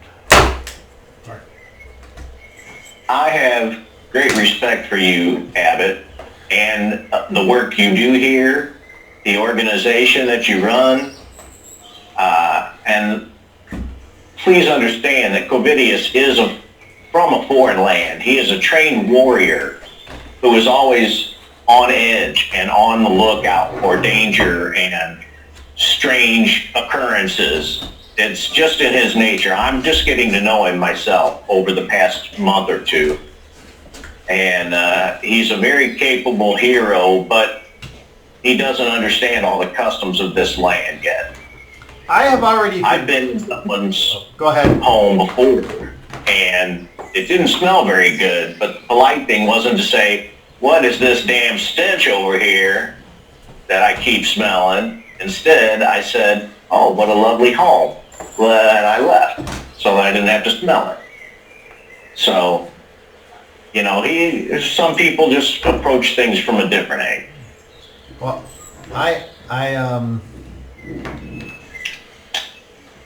I appreciate you helping us and aiding my friends. I'm not sure that Shadrach is a very capable healer, but I'm not sure he understands completely the complexity of what's affecting him. well, I hope that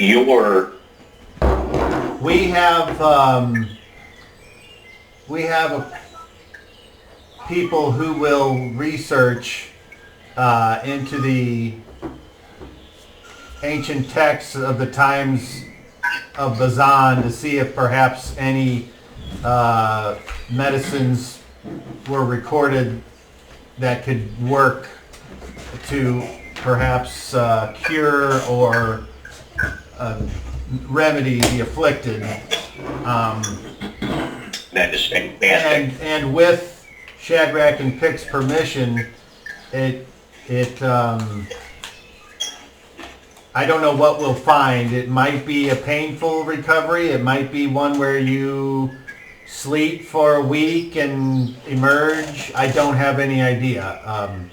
But if it gets to a point where things get dicey, I would like to ask for your permission to be able to attempt to treat your conditions aggressively.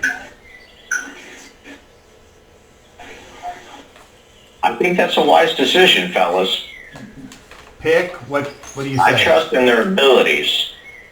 I know what it feels like when it starts to get dry. And I do not want to go through that for the rest of my life. So you have my permission to do whatever it takes. And what of you, Shadrach? I'll agree with that, in that I will add as much information as I can to their research based on what I've already done myself and know from firsthand experience. Oh, well, that could be the difference between success or failure. Very good. All right, so I'm going to let them continue to examine you. I'm also going to ask that our bookkeepers and record keepers attempt to expedite the process of perhaps finding some reference to this. And as far as you two are concerned, Reginald and Tamar, I don't I mean, perhaps you'll want to stay and keep your companions company, or you can certainly relax here. And as I'm guessing, you're starting to become familiar with the grounds. Yeah, a little bit. Even though Thank you for your hospitality. this probably can go without being said, I just want to say for the record, do not go down the steps near the exit door. And that's all. So, unless you have anything else that I can do for you, I'm going to let them get at their work. That's a cool thing to ask. That doesn't bother me a bit. And I appreciate your hospitality. And if there's anything that I can do for you, sir, please call on me. Well, I've set up where you two are to have rooms across the hall here, and he just kind of turns around and pushes open 2 doors, and he says you can stay here as long as you need to, if depending on how long the recovery lasts. You can consider these your quarters, and if you would like, we can have fresh clothes brought to you if you'd like to be wearing something a little less road worn. I have some. Thank you very much. And if you would like to join us for supper tonight, it'll just be in a few hours. And I know that it seems like we have a lot of rules here, and it's because we do, and he kind of smirks. If you could keep your conversations to a minimum while the food is being served, it would mean a great deal to me personally if you could make some effort to at least act like you care a little bit about our customs. He starts laughing. I will do my best to And observe he's like, your rules, he's like, sir. that's not, I don't mean it to be like, I just mean just kind of, if no one else is talking, then, and he kind of blushes a little bit, and he says, I think you know what I mean, and he kind of turns and kind of straightens up his vestments and heads back out that way. Yes, Shadrach. Did I hear, excuse me, did I hear any of that exchange? Yeah. Okay. Yeah, those doors are wide open and you're only 10 feet away, so. So, Okay, so now that you guys are the only ones that are there. So I heard him say, don't go down the basement. Oh, and then one guy each for each of you that's looking at your condition and trying to, and you can see him like taking notes and then going back up with like forceps and, ow! And he's like, oh, sorry. And he's like, oh shit, I'm not supposed to, oh! And then he goes back to writing. Apparently, Shadrach, you make this guy nervous. He's not supposed to talk. I'm not supposed to talk? Or No, the monk. Oh, I encourage him, because I'll talk to him then. But I'll tell anyway. him, this is what I know. Do it this way. Try this. Well, that kind of stuff. He listens, but he doesn't respond other than with like smiles, and occasionally he'll make hand gestures like thumb up or thumb down, things like that. I'll be friendly to him. I'm not unfriendly. Right, okay. So, is there anything specific, Pick or Shadrach? Like Shadrach just said specifically, he's going to attempt to assist in the examination and diagnosis and etc. Pick, anything specific from you, or are you just going to lay back and try to be comfortable, or you going to take a big old shit on the floor? What do you want to do?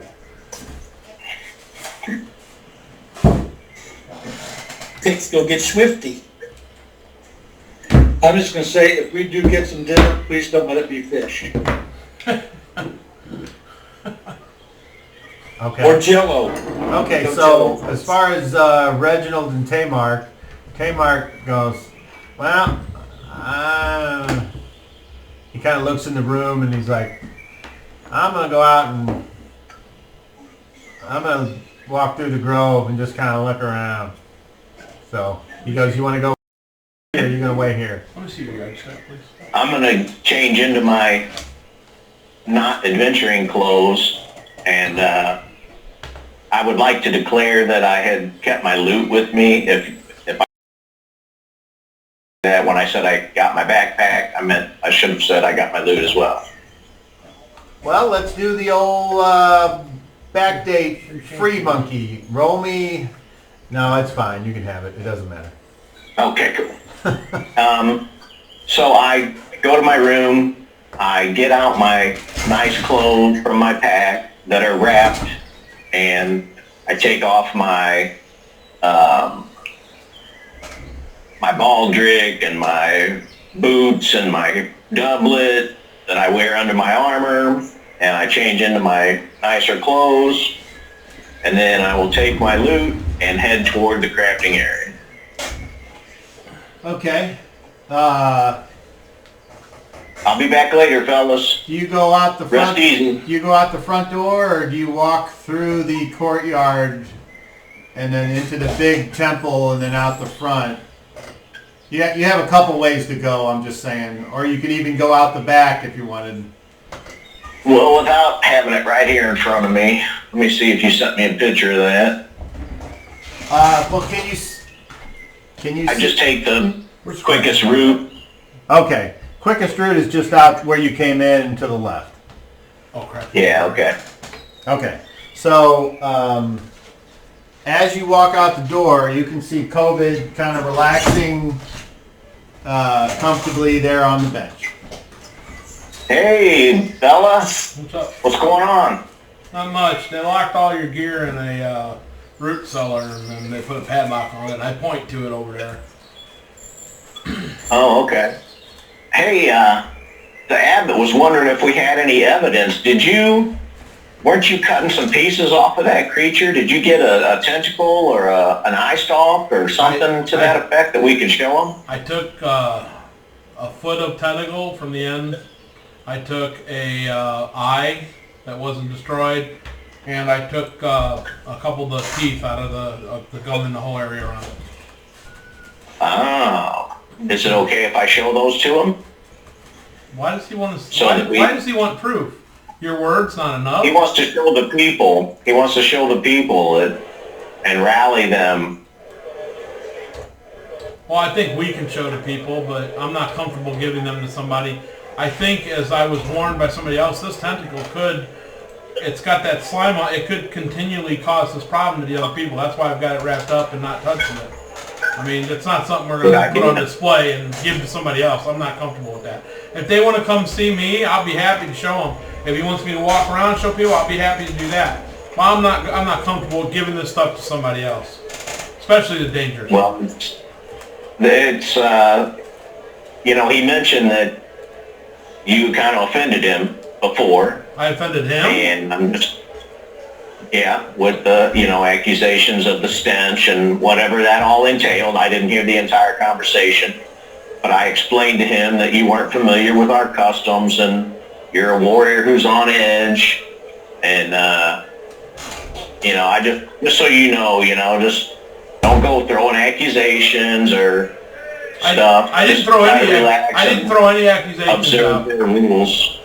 I didn't throw any accusations out. What happened was our other three companions all seemed like-minded in the fact that there's something evil going on here and that there was slavery going on here being under his watch apparently some time ago, and there was that stench of death, which it smells just like a slave pit. I've been in them, where they hold the slaves, where they live and die.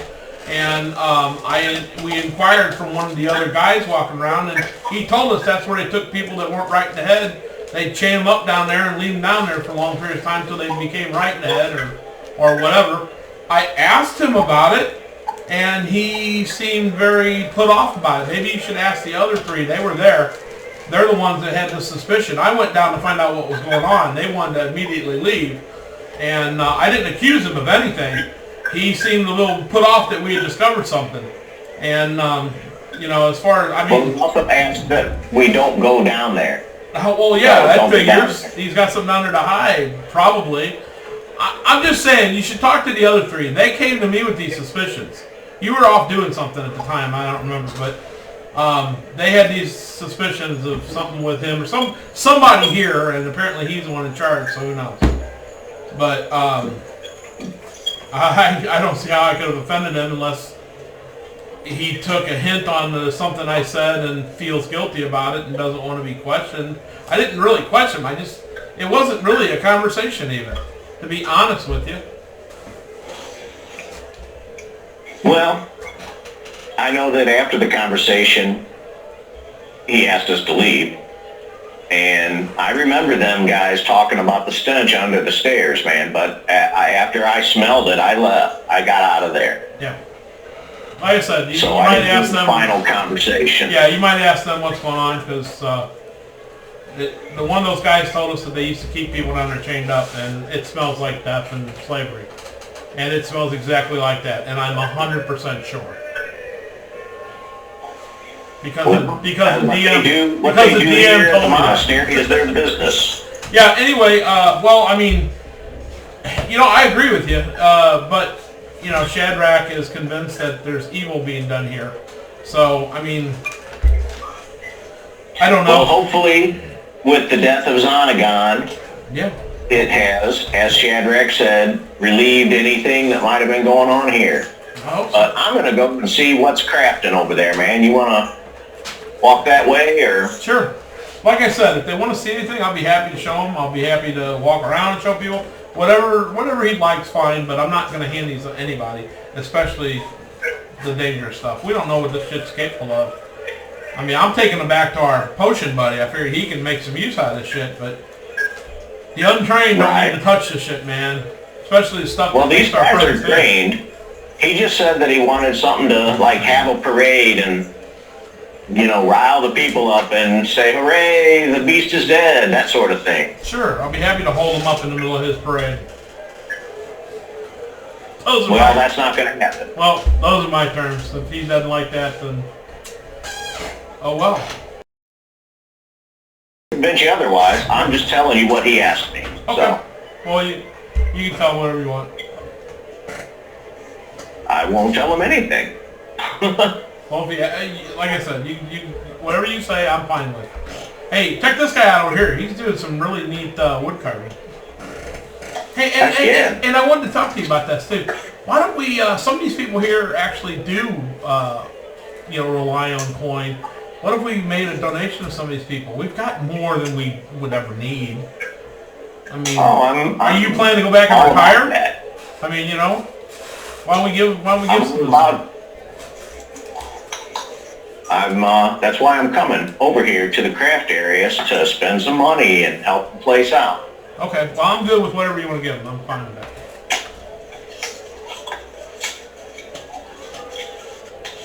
Okay, is there anything specifically you want to accomplish in the crafting area?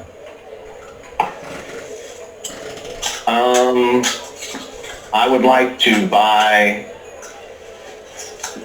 5 large pouches, leather pouches. Later, when we start divvying up the money that we have, we're going to need to, hand it out and give each person their share and all that. So we might as well get some pouches. Start with that. That's a good point.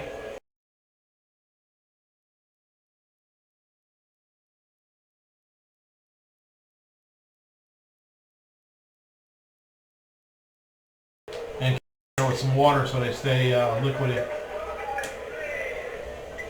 Or you know what I mean, they don't dry out. Okay. Yes, Shadrach. Am I confined to my room, or is there a point where I can get up and leave and just walk around? Because the only thing that's affected on me is my face. I don't know about Pick, but I want to go talk to Pick, but I also want to leave my room. I want to go talk to Covidius at some point. I want to go find him, if I'm allowed to. As far as I know, you're not being held a prisoner, so after if it doesn't affect the treatment, that's my, if I think I'm hurting myself, I won't do it. But I will go talk to Pick. Well, I would say you would know that as long as your skin is kept moist, you'll be fine. In whatever manner you decide to do that is up to you, or not. All right. Well, I'm going to go to talk to Pick first. Well, he's right next door, so you can Okay. just poke your head in Is there. his team there with him? The other guys, like, they kind of finish up, and he kind of gives them a signal, and he leaves, so just you guys are there now. All right, I'll shut the door so that they're, I'll just shut the door casually, and then I'll say to Pick, I say, what do you think about the basement? I was going to go talk to Covidius about that. You want to go with me? Can you walk? I can walk, but do we defy what he wants? I have a way of doing that and not doing that. I can. I want to go talk to Covidius first, and I think I'd like you to go. I mean, I'm watching Daryl as these fuckers over here are walking right into a trap. Daryl looks like he's getting nervous. He's like backing up in his chair. So, please, go ahead. I'm enjoying the show. Yeah, the Dungeon Master says, rock on. Look at you crazy diamonds. Suddenly Daryl says, maybe we only need 3 pouches. let's go find Covidius and the others. Okay. And Daryl leaves. And that's what we do. Okay. My misery will not be your amusement. Oh. I'm not. All right, so where do you guys go? Out the front door, first of all, because that's where I think be the smartest place to look, and then I'll ask somebody if they've seen him. Okay. So as you're heading out the front door, you can see someone that is just getting ready to, like, push on it. And as you pull it, the guy's, like, he's about 5'6", pale skin, shaved, head brow shaved, no facial hair, appears to be human, appears to be very physically fit, wearing like a loose fitting white tabard that goes down, is belted with some belt pouches hanging off it, no visible weapons, and ending in like sandals. Kind of a little similar to what you may have seen Covidius and Rise wearing when they didn't have their armors. No, they appear to be human. Or the ears are human-like, I guess you could say. So you can't see past the spell that the monster has put up. And he says, "Oh, pardon me," and he puts his hand to his fist, and he takes a short bow, and he says, "Have you seen Abbot Wakanda?" Wakanda forever.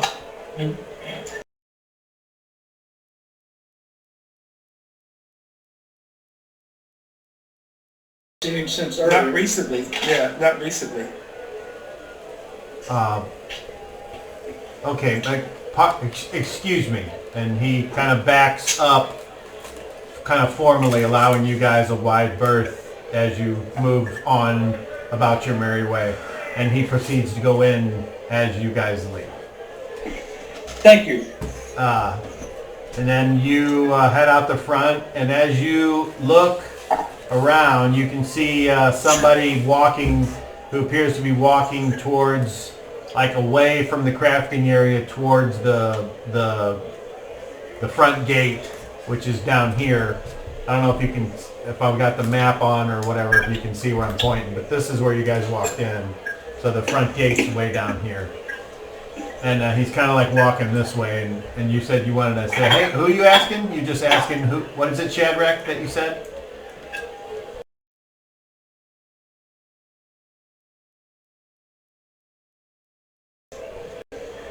He kind of stops and he looks and he goes, "Who's your friends?" The elf, the man with the lute, and the man wears the cloak. He says, he goes, "Well, yeah, I did see the sunburnt elf. You're talking about the one that's making all the noise wearing the weird looking armor? Yes. Yeah, I saw him over there in the merchant section. Thank you. And I believe he was walking with a man with a lute. But I didn't see no man with a cloak. Other than any man that wears a cloak when it gets colder. He looked like a hunter. Well, that could be anybody. We all, I mean, not all of us can make pottery for a living. And then he kind of looks at you and he's like, what are you all about then? I seek my friends, that's all. He kind of sniffs and then just keeps walking. I'll go in the direction of the merchants area. Come on, Pick. Okay. So, right when you get over there, you can see that very near, just as you go around the corner of the building, you can see Reginald talking to the leather worker and COVID just kind of standing there looking at stuff. My friends. What's up? Come on over. You know, COVID, you might consider a tabard to cover your armor. You were talking about wanting to change your look. That's an idea. Covidius, I had a favor to ask you. Really? And then something else. Now, just so you guys know, there's people around, they're shopping or making things, so there's quite a bit. I don't have the sound effects turned up too high, but it's like of a bustling area, so you can imagine you may have to that's walking by or what have you. In fact, I'd rather be in a noisy spot. And you also know that supper is served at dusk.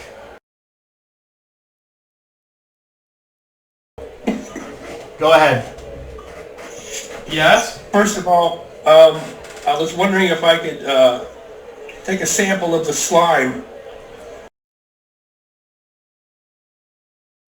Aid in the recovery process. Sure. That's the minor question. The major question is, we were warned to keep away from the basement. Yeah, I heard that. Reggie was just telling me that. By which I may be able to sense things in the basement without going in.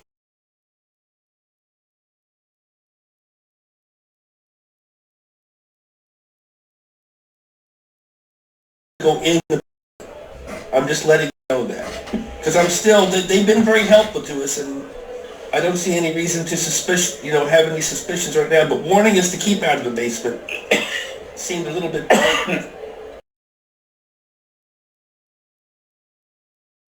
his basement, but no, we were told specifically don't go in the basement. Okay. So I don't.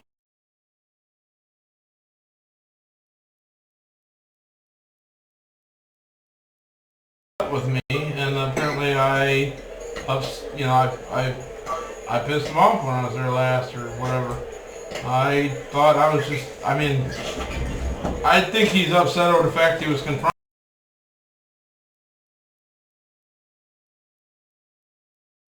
I thought there was something evil going on here. they've been very lenient. They've been very lenient with us. They didn't have to help us at all, and I was afraid they might try to poison us or something, but that hasn't happened. Well, I told Reggie to So, talk to you guys about it because I think I'm getting. That's why we're.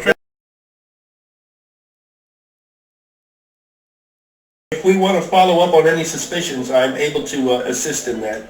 Yeah, unless you find something concrete. I certainly have my own suspicions, but not overwhelming. Unless you have something concrete, I'm done with your suspicions with this guy. I'm not gonna. Concrete, have Reginald come to me and I'll do whatever's necessary. But what Let's about not the do- tentacle?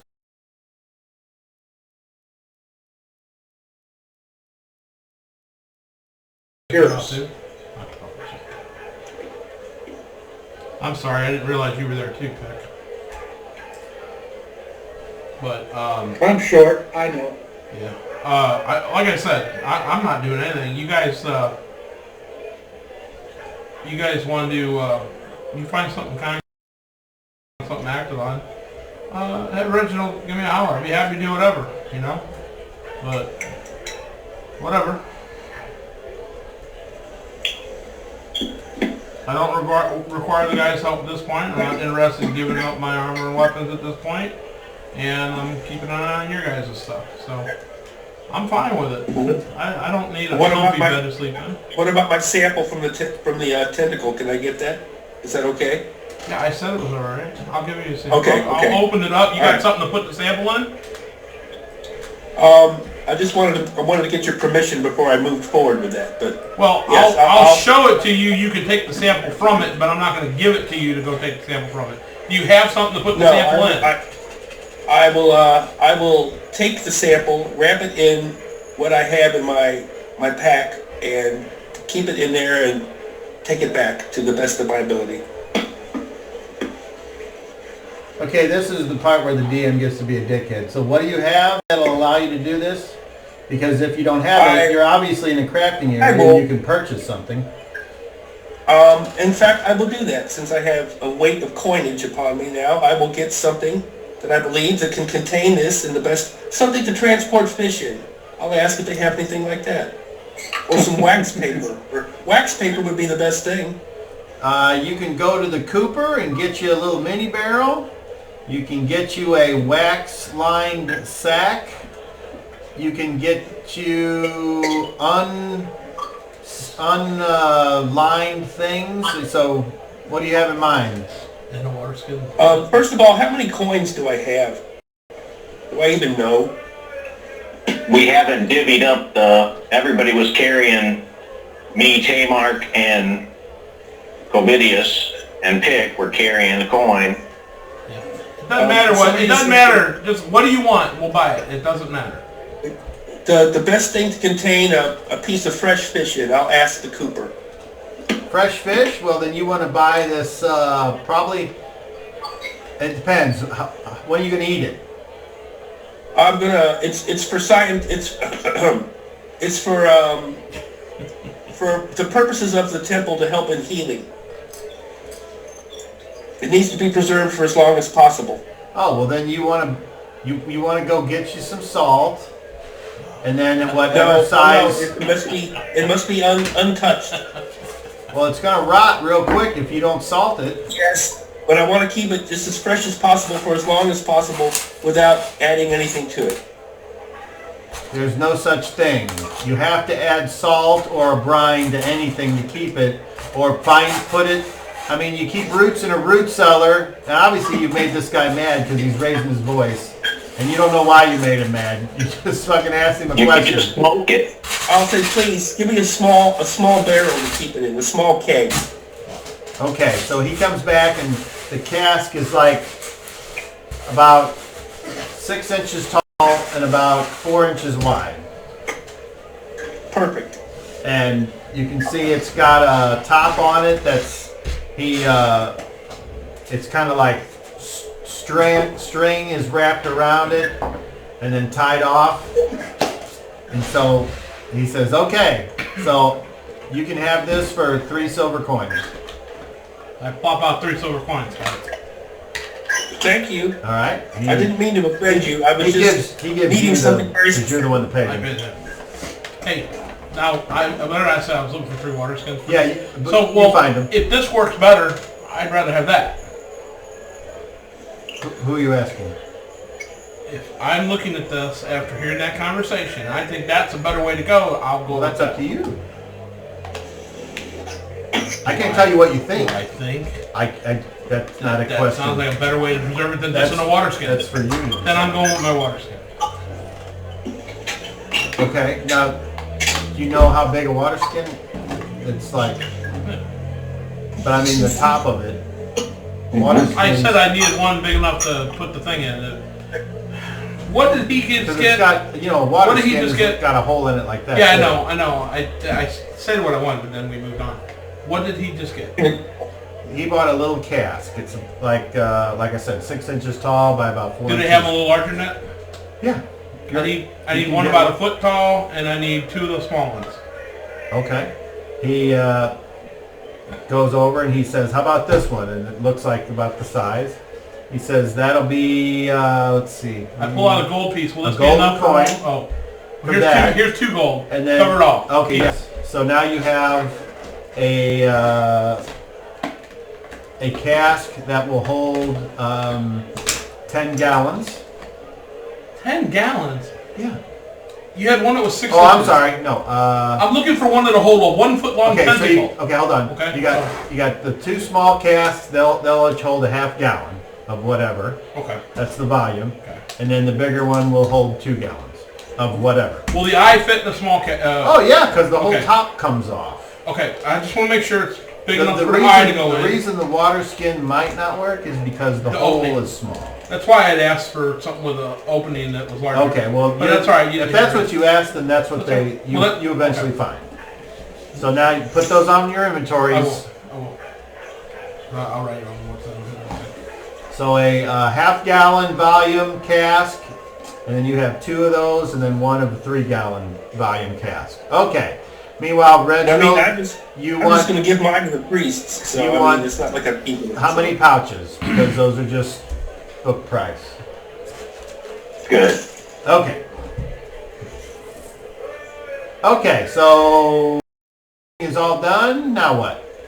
We go away from there, and I'll produce the tentacle, and I'll say take your sample off of the tentacle. Well, hold on. It's not that big a deal, but when you say we go away from there, Away from people. are I'm you sorry. trying to be Towards the roots of stealthy? it.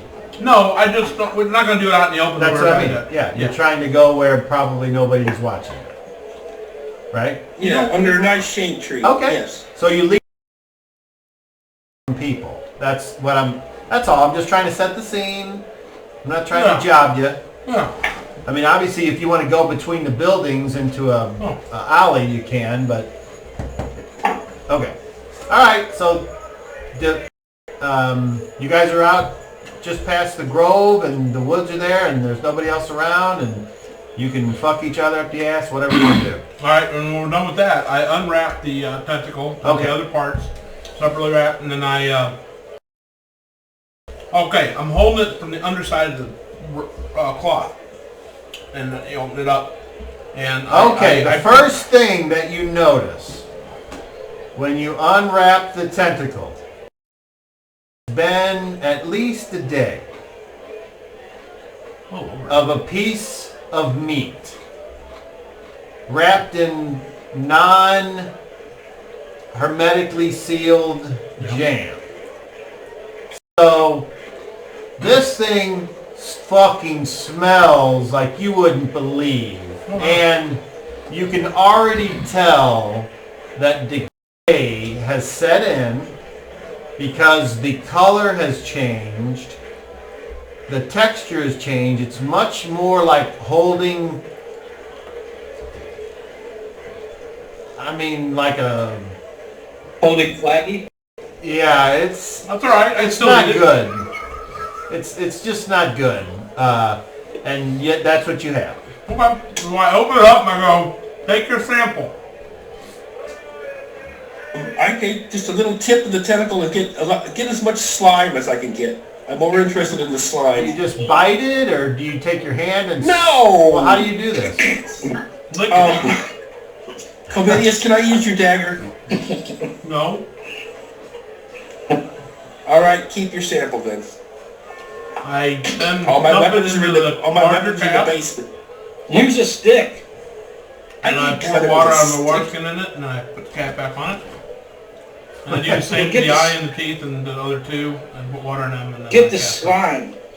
Then you can get the slime with a stick and put it down in there. it. I'll do that then. That's a good Piece idea. of Get some cloth. slime Okay, with a stick. hold on. As you see Covidius starting to arrange a cask on the ground, and he's trying to make sure that he doesn't accidentally splash himself with goo from the gonzo, Pick's over there going, hey, use stick! And just as he's getting ready to finagle this Grumpkin jam, Shadrach does what? Ask me for a dagger. I can't hear you. I'm not going to interrupt what he's doing. Oh, I thought you just Pick convinced you to use a stick or something because you were like, well, I do But this. I'm not just going to butt in there. No. We're all right. So you watch I'll COVID. ask him. I'll say, when you're done, can I just get some slime? So, All right. I do everything I You said. do everything you said. And I He take puts it all away. And I take the wrapping, so I'm not gonna hang on to it. And I toss the wrapping over to you. And I say, here you go, that's covered in twine. I poke it with a stick and put it in the cask. Okay. I don't touch it. All right. So that just happened. And hey, if you guys are interested, just if you want to know, and I point to this little building right here. This is a root cellar, and it's got a padlock on it. And they went down here and put your gear down here and locked it up. Okay, cool. Simple enough lock. I mean, that looks like it'd be tough to get into. Perhaps you can come visit me tonight, Dick. I have a story to tell you. Okay, so the little short, stocky, shaved human wearing the tabard tied up and whatever. He looks like he's walking and approaching you guys. There's nobody else out here, and he looks like he's walking up to your group. He's about 50 yards away. What do you guys do? You all see him. I don't care. I in his way. This is the guy that was just in there looking for the abbot. Who is he? Oh, You know who he is, Dick? Nope. he's a monk. Nah, He looks like a monk. He looks like a slave. That would be the description I've got. We just saw him coming out of the building. He was going in looking for the abbot, so maybe he found him. Or not. Okay. He approaches you guys and stops at about 20 feet away, and he puts his hand in a fist and covers it with his other hand, and he bows low before standing back up. And I bow as well. Greetings. greetings, travelers.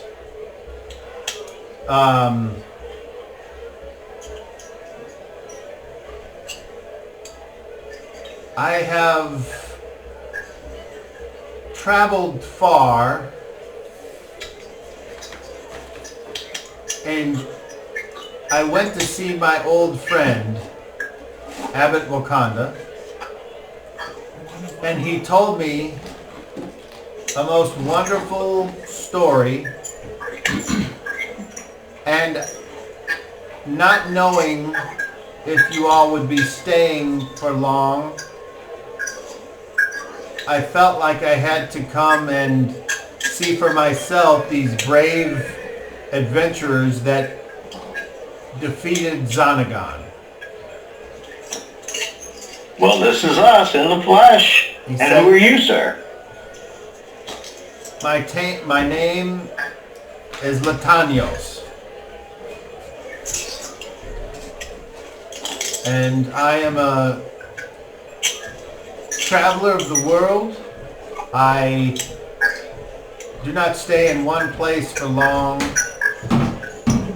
but I am attracted to wonderful stories of brave people who do wonderful things.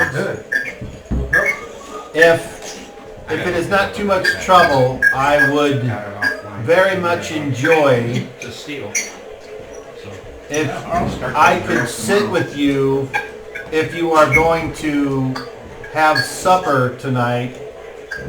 And though I know we are supposed to eat in silence, I would very much like to spend my supper hearing your story. Is there any way I could get you to eat with me outside in the inner courtyard by the fire, and you could tell me what happened?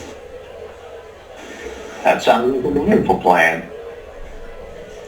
I see no problem with that. He says, well, That way we can discuss things and not offend the monks. Exactly. just so you're not surprised, I am a monk of Cuchulainn, and these are my kin. Though we view some tenets of the faith differently, since the blend is so inviting and welcoming to other faiths, they consider me a part of their family. And the monks of Cuchulainn are all welcomed here as are most travelers. These are my kin. I grew up in Czechs, and I've heard many tales of the monks of Cuchulainn. It's a pleasure to meet you. I'm Reginald Xanthor. Reginald, nice to meet you. And he kind of looks for other people to say who they are. I am Shadrach Fellthorn, and I too have heard of your people. Dick Ravenwood.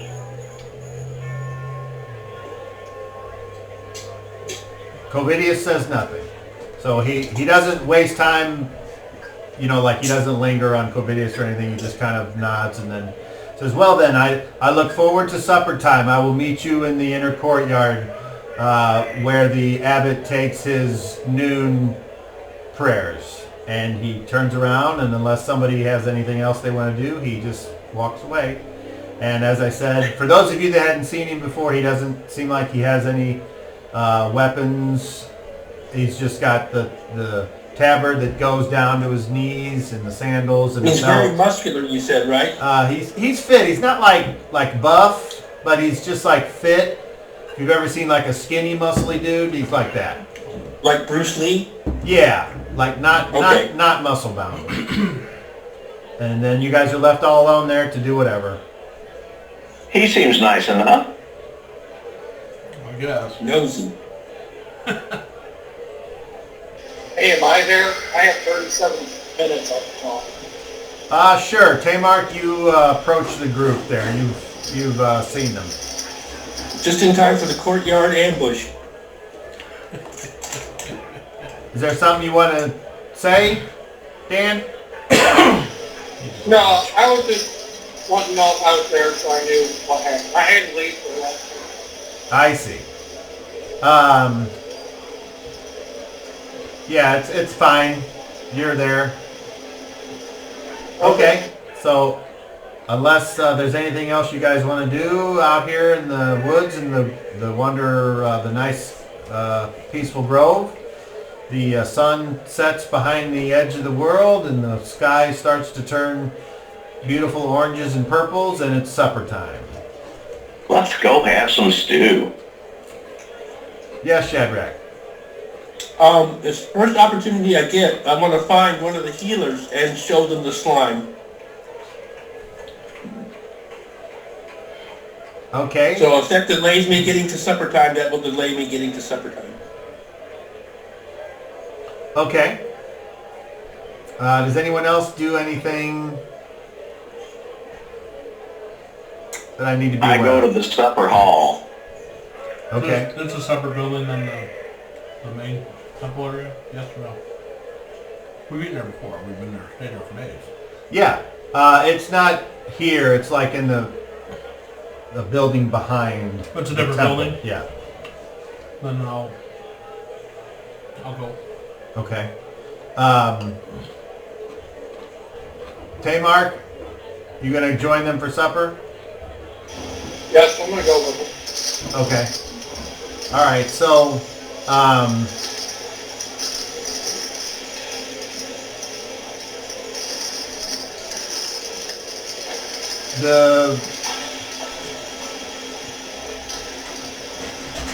as COVID approaches the building, you're once again told you can't enter any of these buildings wearing any kind of weapons or armor. Oh, it's for everything.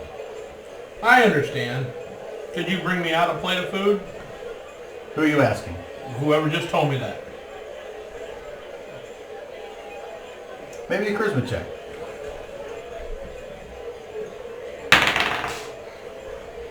Natural 20. And the opposite. 32. He says, yes, if you'll wait here, I'll have one of the monks bring you a bowl. Thank you. And I wait there. Okay, and then the rest of you, Shadrach, pick, were you going with Shadrach or are you sticking with Reggie and Tamar? Shadrach.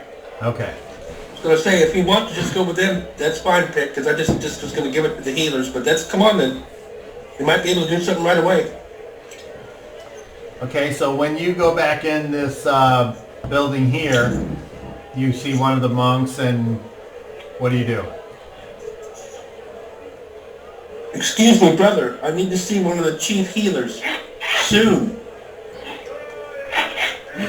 He looks at you, and then he points down the hallway to where your room is, and he makes this hand gesture that you don't understand, and then he kind of frowns, and then he goes and walks down the hallway, and he starts pointing at doors. I head down that way towards the door he's pointing at. Okay, so he's not pointing at your room, he's just pointing at all of the doors, like, and then he gestures.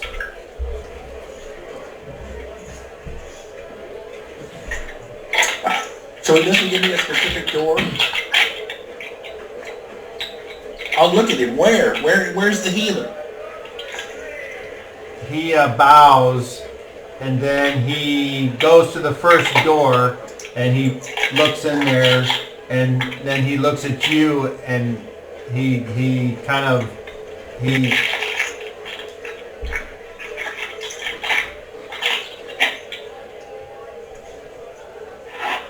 nods, and he points to this first door. I'll go to that door. Okay. And knock. He opens the door, and it's just an empty room.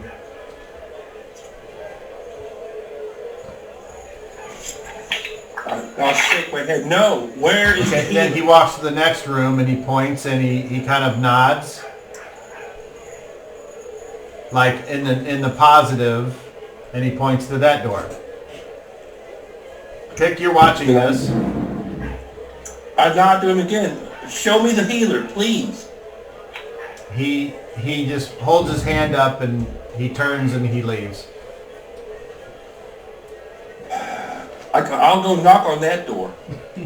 Okay, you know that door is the room that you were treated in. Pick, what's going on? Maybe it's getting to the dinner time, they can't talk. Maybe you can't speak. I think we just should go to dinner and then give it to the abbot right then. All right, that sounds like a good idea.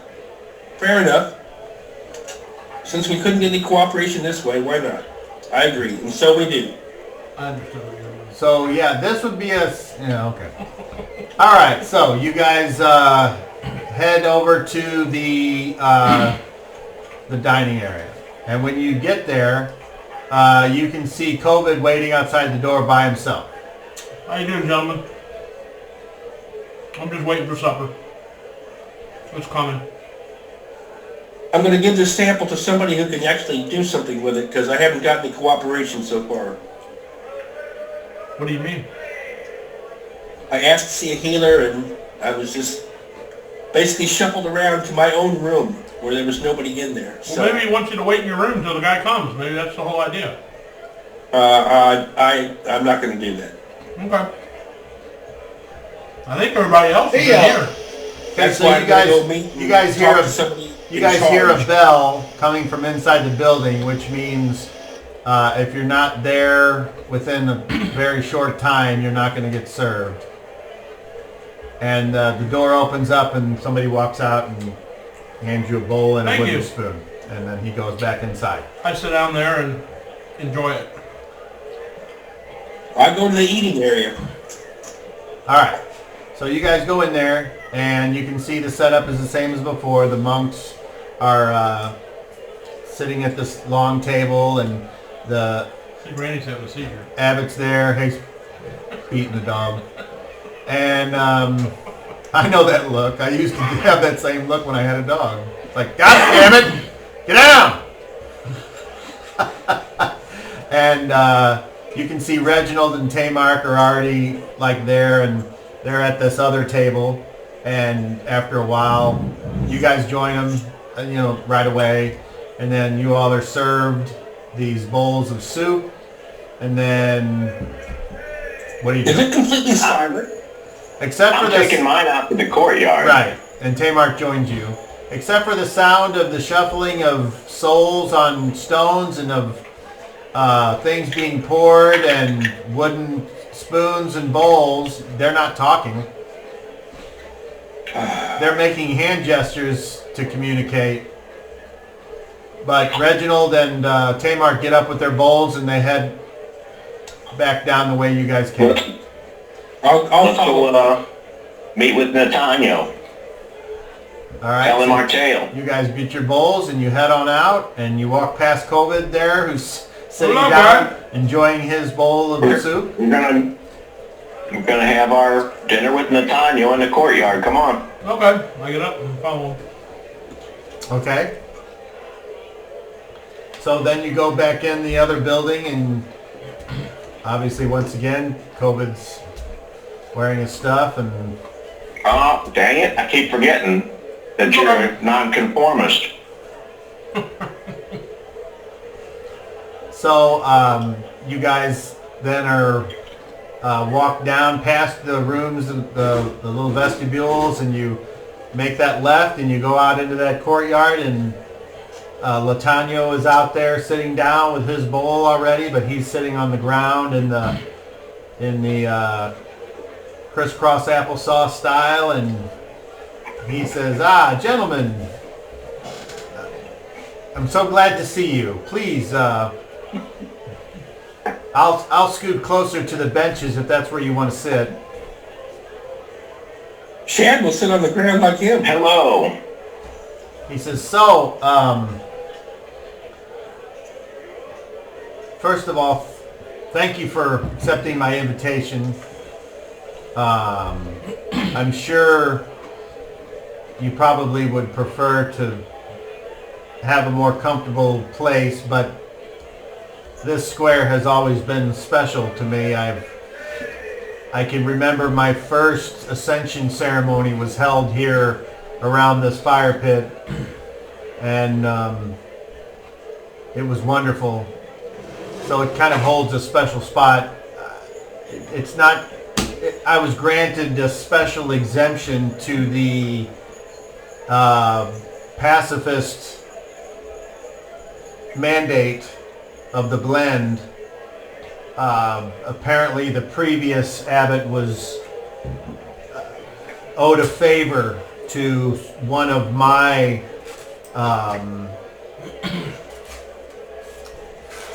hires, one of my high priests or whatever it is in a monastery, my abbot, if you will. And I was allowed to do that here. So anyway, enough about me. So tell me what you can about how you went to the Cave of Madness and defeated Xanagon. And he just kind of sits patiently and waits for the story. And if you would like to just say you tell him, then you can do that, obviously. But you would have to tell me if there's anything that you leave out on purpose. And who is anyone going to tell the story? I was beginning to speak, Ready? but Okay. I waited for you. Okay, so We traveled to the Cave of Madness and entered with the knowledge that Zonnegan knew we were coming. He was prepared for us. And by the time we reached his inner sanctum, he had worked his spell that fogged my mind, and he took over my mind and forced me out of the cavern. So the battle itself should be probably portrayed by someone who was there, because I was unfortunate enough to miss the actual combat, and only got to see the end result. So Latano looks at the other three there. Tamark's not here, so he's not going to tell it, as he was also affected by the controlling influence, leaving Shadrach and Pick to be the ones to tell it if they choose, or not. I want to hear it again too, fellas. The demon caused us all to come together in the first place. And so, we sought it out more than once. More than once, because its power was too great. I was ready to die fighting this beast. And then, finally, we had a plan. We had vengeance in our hearts. We had the strength of experience. And we struck the beast down. This beast from the depths of the earth. But as before I have said, I fear it has left spawn in that cave, and they must too be destroyed before the curse can be lifted from the land.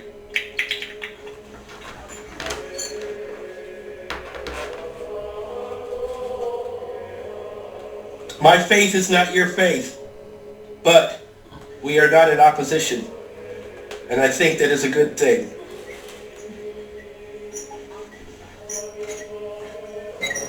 What did the beast look like? I don't have any artistic skill, or I would draw it in the dirt, but I don't think Chad has any real artistic skill. But tell me. It was huge. Tell me what your eyes It had saw. tentacles. A great And these eyes stuck up off of its head with vicious teeth and a large gaping mouth. I don't know how it fit its humongous bulk into a 20 by 20 pond, but it did. It's some great fish of the abyssal sea. I don't know. It was horrible. Did you fight it underwater? Briefly once. But we drew it onto the land. Covidius, tell them how you threw the great harpoon. Unfortunately, Covidius is... Oh, I thought he was there. No. I look around. I'm like, what? Did he come in? No. Oh, my bad. That's okay. All right, well, I'll say Covidius, the warrior, threw a great harpoon into the beast, pulling it forth from its watery lair, whereupon, with the forces at my control, I held it fast, and therefore we struck it down before it could escape. While my friends, Tamark and Reginald, were befuddled by its strange powers, we still laid it low, and here we are to tell that tale.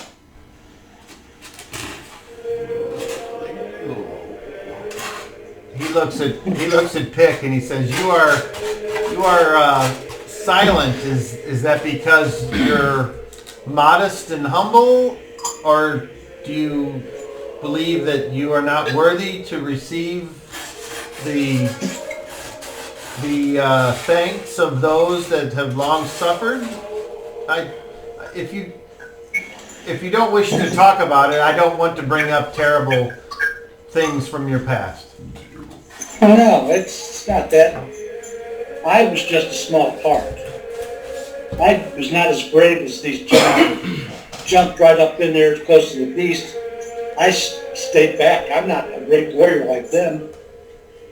I just stood there with his pick. Don't say that. Got that, a few arrow shots in it, but I did not truly deal the damage that these gentlemen did. And without Shadrach locking that beast onto the land, we would have never had a chance.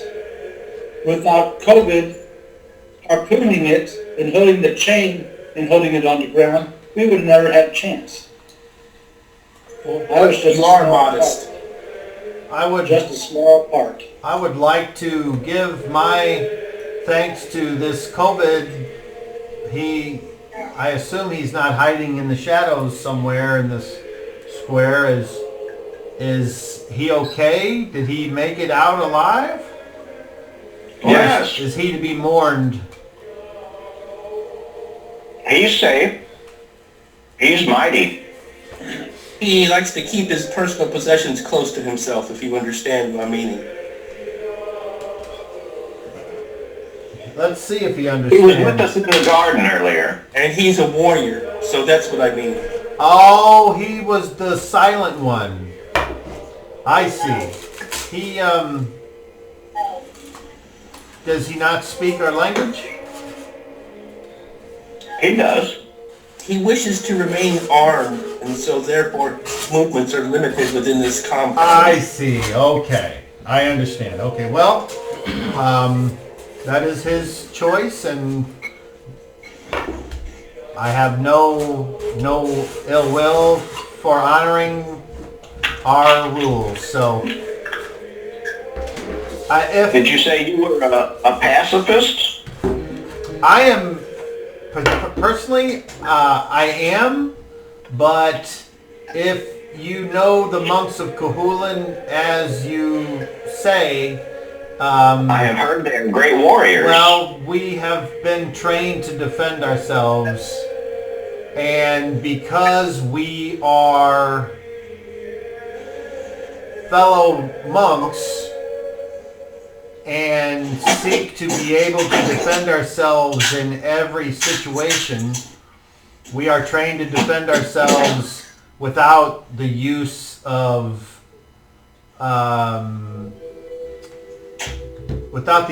martial weapons. We train for years on keeping people or attacking things at a distance, or being able to block incoming strikes with weapons or arrows.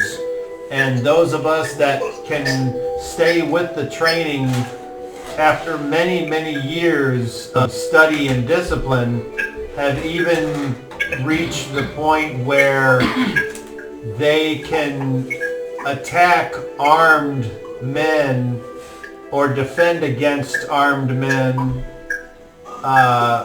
and remove them from being able to do harm. Interesting.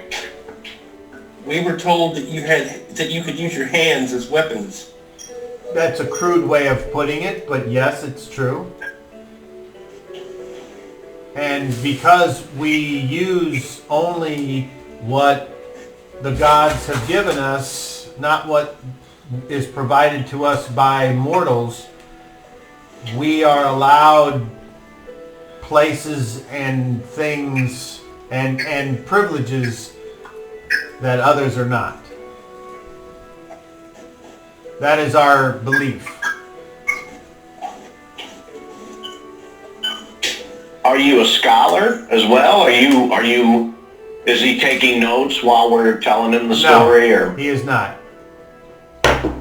you mentioned that you've traveled far and wide. I thought perhaps you were collecting these stories for... I do collect the stories, but I am a storyteller. And so any storyteller is also a good listener. And I feel like... I'm a musician. You have ways of the memory, don't you? I mean, I wouldn't dare presume to think that my memory is any better than anyone else's. But in our training, we do have techniques that might help in the mnemonic arts.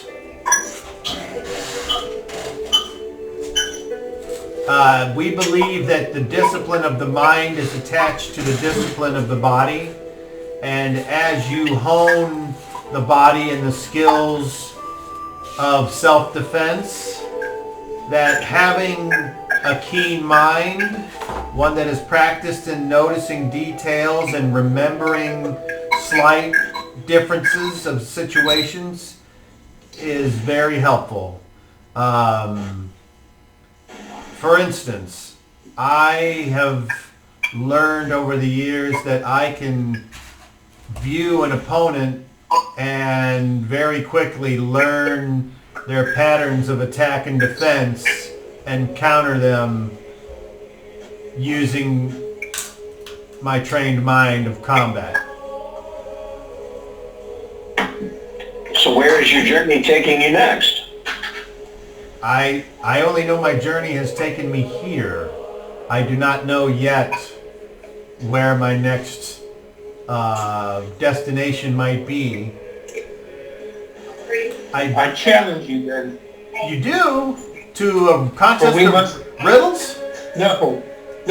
As he takes A contest he says, hold on, and he tips the bowl up. That was good. Go ahead.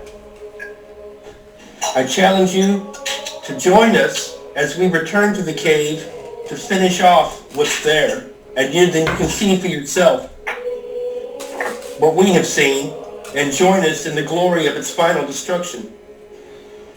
You going back there? What? We must. Tamark says, we can go, or we can not go. Oh, I'm sorry, Dan. I thought you were just listening. Do you have any comment while you're watching all this? I think we should probably go back and I don't sound like make that. sure that we finish everything off. I mean, you seen that one littler, that 6-foot version of it. I mean, That wasn't back at the cave, though. Yeah, but That's a bad sign. Yeah, if something like that'll be good, because then there'll be enough room to... it might have been one of the smaller groups. That's why I got a ton more of it. So. Man, I don't want to go back to that silly stinking cave again. I really want to either. How many times are we got to hike up that stupid hill? But we need to make sure we're thorough and took care of everything, or, one of these things could become our next problem. Marcus 2 on them or more. It could be our next 2-3 problem. Pick, what do you So I say? guess I'm going to have to break down and buy a lantern while I'm here. There's a task Act like we don't have no and I think we should finish that task. We have to defeat everything that's in that cave. We did. No, we didn't.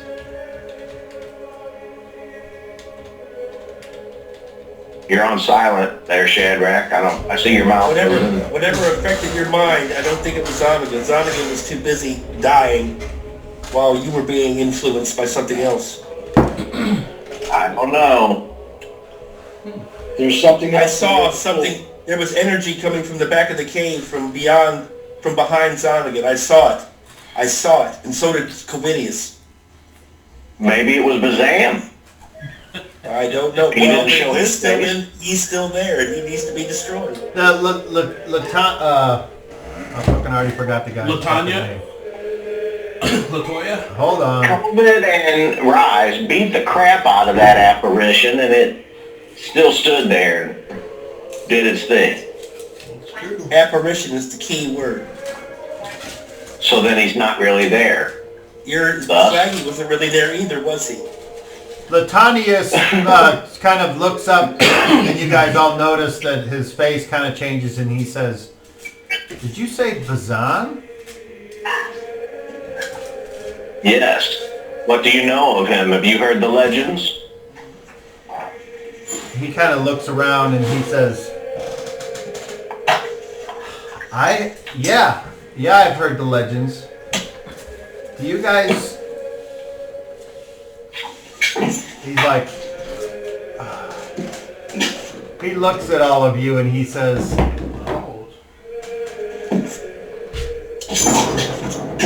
"Are you..." Some of us are smart. I'm not there. Have you heard of the one who escaped?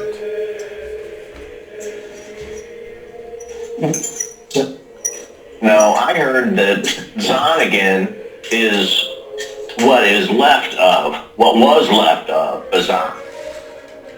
He says though I have not delved into the ancient texts stating the histories of Bazan, I do think that there is either a link to either Bazan or Zonigan in the sealed dungeon underneath this temple. Well, if you wish to investigate that theory, I hope that you have more pull with Abbot Wakanda than we do. No, because he has asked us not to go down there. Yeah, no, We have that's to talk to Covidius. We have to talk to Covidius before we do anything else. That's what's the term that they use? That's what is it? It means there's a word. I'll just say it like I think it. It's not something that is talked about because it is shameful. There's a word that Taboo. Yes, that's it. That's the word. It is taboo to bring that up. At least So, to anyone who is a resident of this abbey of Black Rock.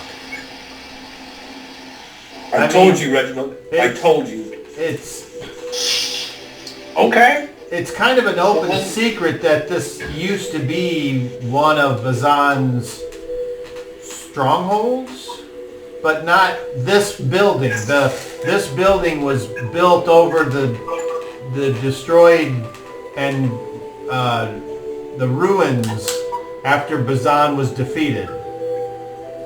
And there have always been rumors or speculation that an essence or a spirit or something still remained. Perhaps there's so then there Charlie. might be a secret passage or an entrance in that. Yeah. From out at the creek or something out in the waterway. I sensed early on, as my curiosity was piqued, that would not be something that I should explore because it would ruin my relationship to this temple and to the people who run the place. Do you understand what I mean? And sometimes you have to know when not to interfere or press something because there's a bigger thing that needs to be kept intact. And in my position, that would be my relationship with this abbey, with this monastery. Obviously, when the new abbot was installed, I didn't have the same relationship with him as I did the old one, and that just made it more difficult. So I will not put in jeopardy my ability to freely come here and interact with these people. That to me is not worth investigating it. I don't want you all to feel the same way. Okay, I don't want you to think that I don't care. Well, you brought it up. But I did. You were seeking our help. Your suspicions coincide with ours. I mean, even if I'm not smart enough to figure out a way to, I don't know, solve a problem, if it is a problem, that doesn't mean someone else isn't smart enough to figure it out. And one has to accept his limitations in this life. Most certainly. And I have already been told when I brought this to my master's attentions in the Temple of Cahulan near Chex, I was not to do anything to embarrass them.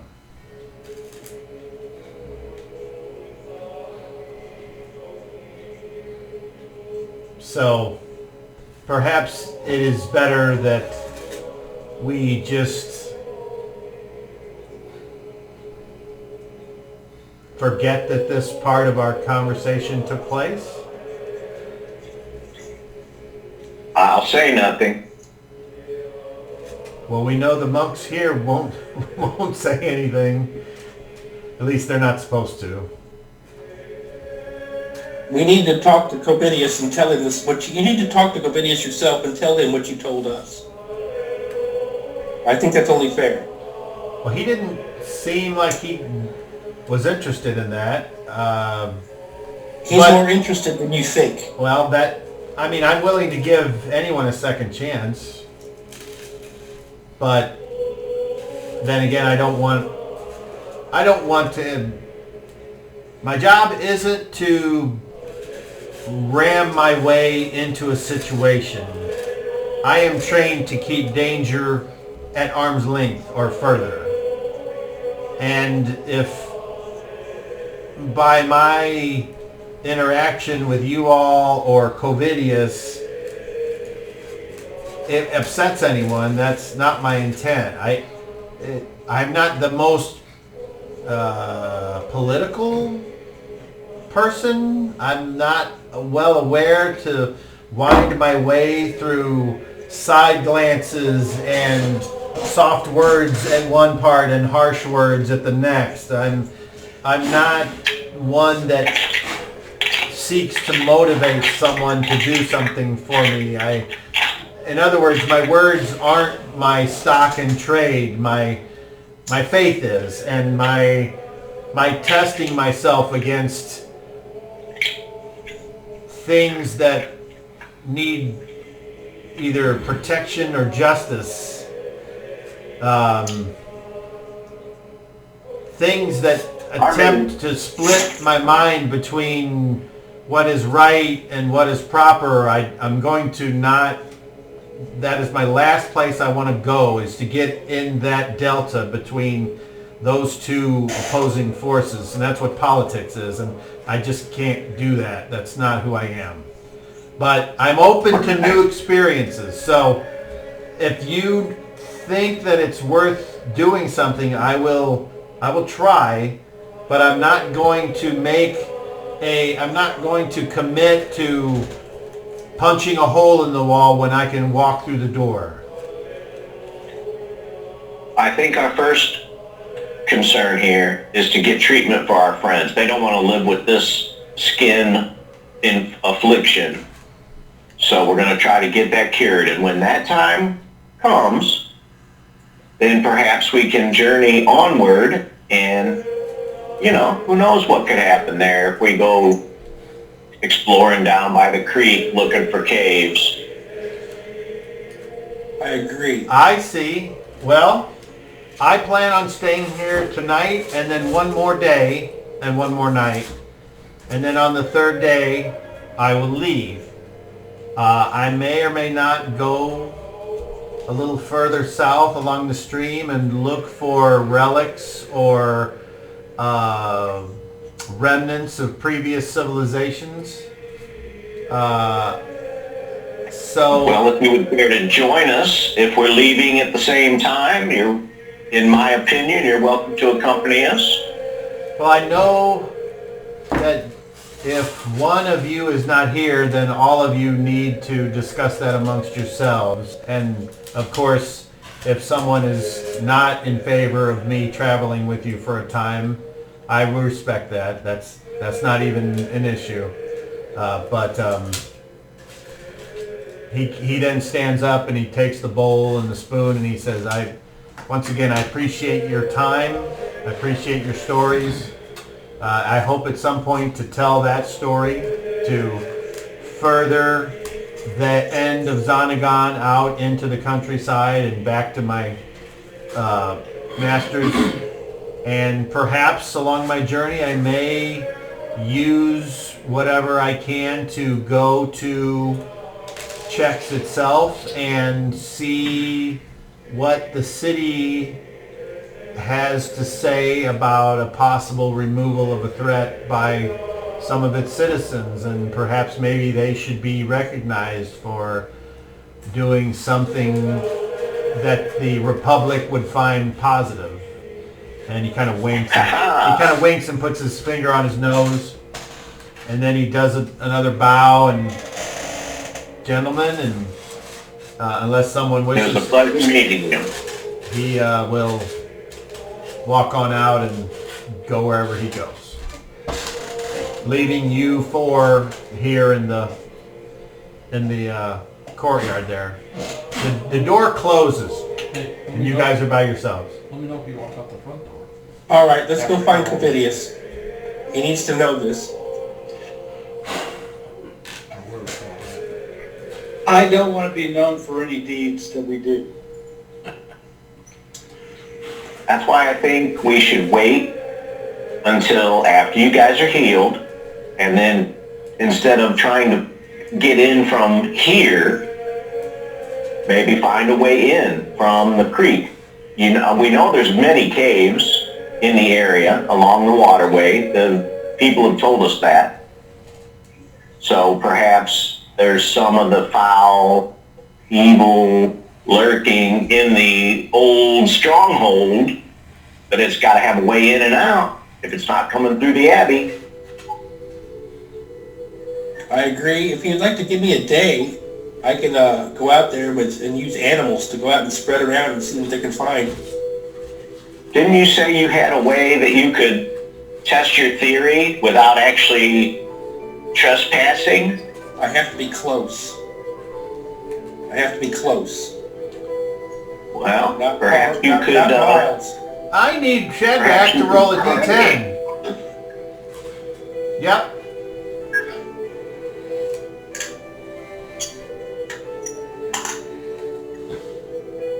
A 5? Okay. Though you don't shit your pants, a small low flame flares up in the middle pit there as you guys are standing around talking. You're not near the pit, you're closer kind of to the front door, so you're not in like any danger of being burned or anything. And then in the firelight you see standing there some guy you've never seen before. He's like, he looks a little bit like if one of those creatures that stole Flaggy, he looks a little bit like that. He's got like the skin that's tight and some, you can see the purplish, like it's like dead looking, but and he's wearing these like regal red robe and a large chain around his neck with this glowing red gem, and the eyes are all dead and white, and there's like hair kind of like in a Picard cut, but it's all wispy and not like solid through. It's like missing in patches. And as he's there, you notice that his face kind of gets closer to the fire, and just as you're like thinking you should do something, the flames go out and you're standing there as the last part of the sun, the light goes over the edge of the building, and it's very dark, and you elves, if you're an elf, you can see just fine, but if you're a human, you're like, it's like looking outside right now, you can see kind of the edge where there's a little bit of light left, but anything underneath that, it's all just dark and shadowy. And So nobody else saw that but me? no, all four of you saw that. Oh, okay. Oh, I think that was Zonnegan. You were basically rolling for Okay, surprise, and you all were surprised, but that doesn't mean anyone has to take advantage of their free turn, unless it's just to make their presence known. Yeah, I think that was Zonnegan. I think he knows what's up. I think we killed Zon again. I think it might have been Bazan. Sorry, yes, that one. Too many bad guys, Cobb. They got the same name, the same sounds and everything. Yeah, isn't that interesting? They're one thing. Yeah, isn't that interesting how they Bazan, yes. similar. Oh, Okay, Well- so you guys are standing there a little bit freaked out, but apparently not I need a stabbed. candle. Okay, so at that, the door opens up and you see someone you hadn't seen before wearing official-looking vestments. It's not Abbot Wakanda, but someone apparently higher than a lowly monk. And he looks out at you all and he says, Slayers of Zonagin, I am Nyan, and I am here to do a better examination upon those of you who have been touched, and to see if the blend will provide me with the information I need to get you back to being healthy. If you will return to your quarters, we may proceed. And he waits patiently at the door for whatever you guys decide to do. I step forward and offer him the sample in the cask He and says, explain its use. he says, okay. He says, take that with you to your vestibule. I'll do that. Come on, Pick. I will go find Quavidius and tell him You of our talk with okay, Latanya. hold on. Dan, are you still there? Okay. So Dan, Kmark says, well, sun's down. I'm just going to go to bed. Okay, so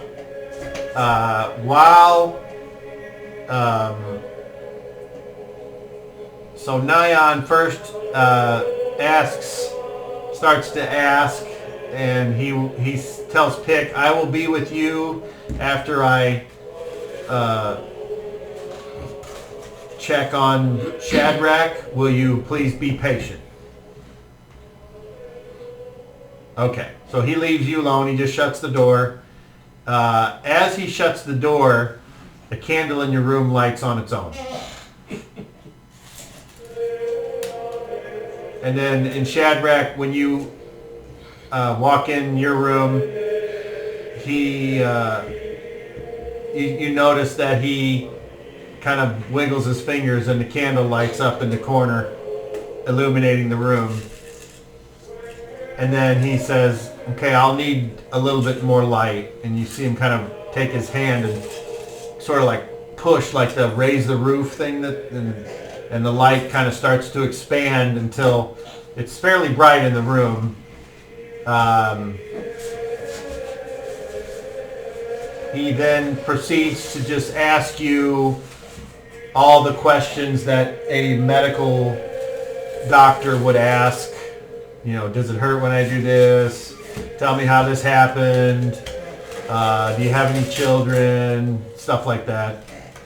Well, I'll show him the slime and say, this is what caused the injury. Right, yeah, and he gets to that eventually, and he says, well,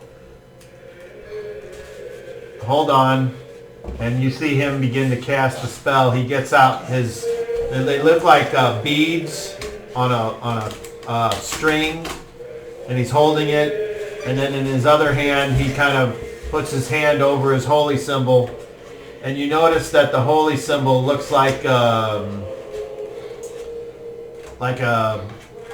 of like an S with these two lines through it, not like a dollar sign, but kind of a combination dollar sign or like a symbol you would see in music.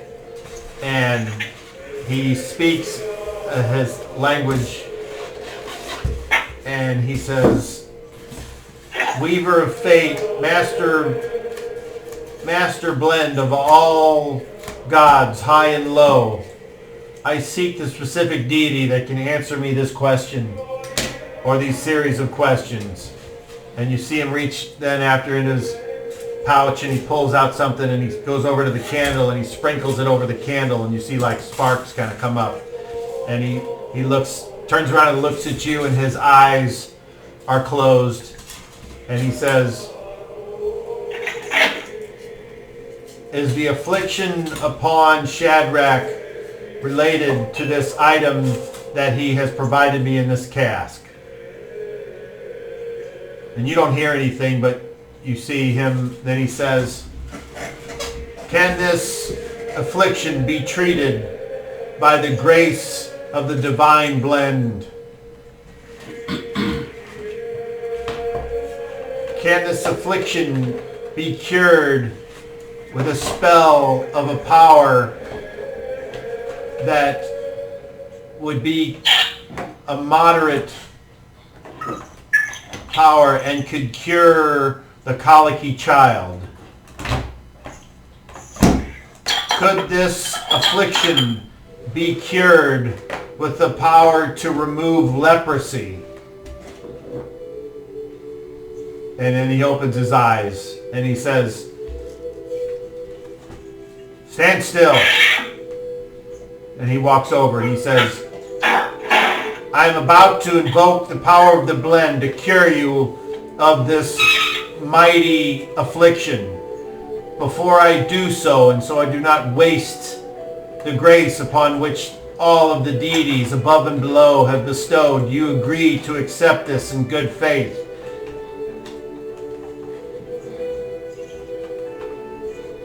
He puts his hand out on your neck and you think, "Oh." And he says, "By the power of the blend and the deities above and below, by the deities of chaos and deities of law, by all things put together, reformed, made back into that which I shall command, be healed." And you feel a warmth on your neck as the lights flare in the room very briefly before they seemingly go out and a gust of wind goes and blows the light back on from the candle.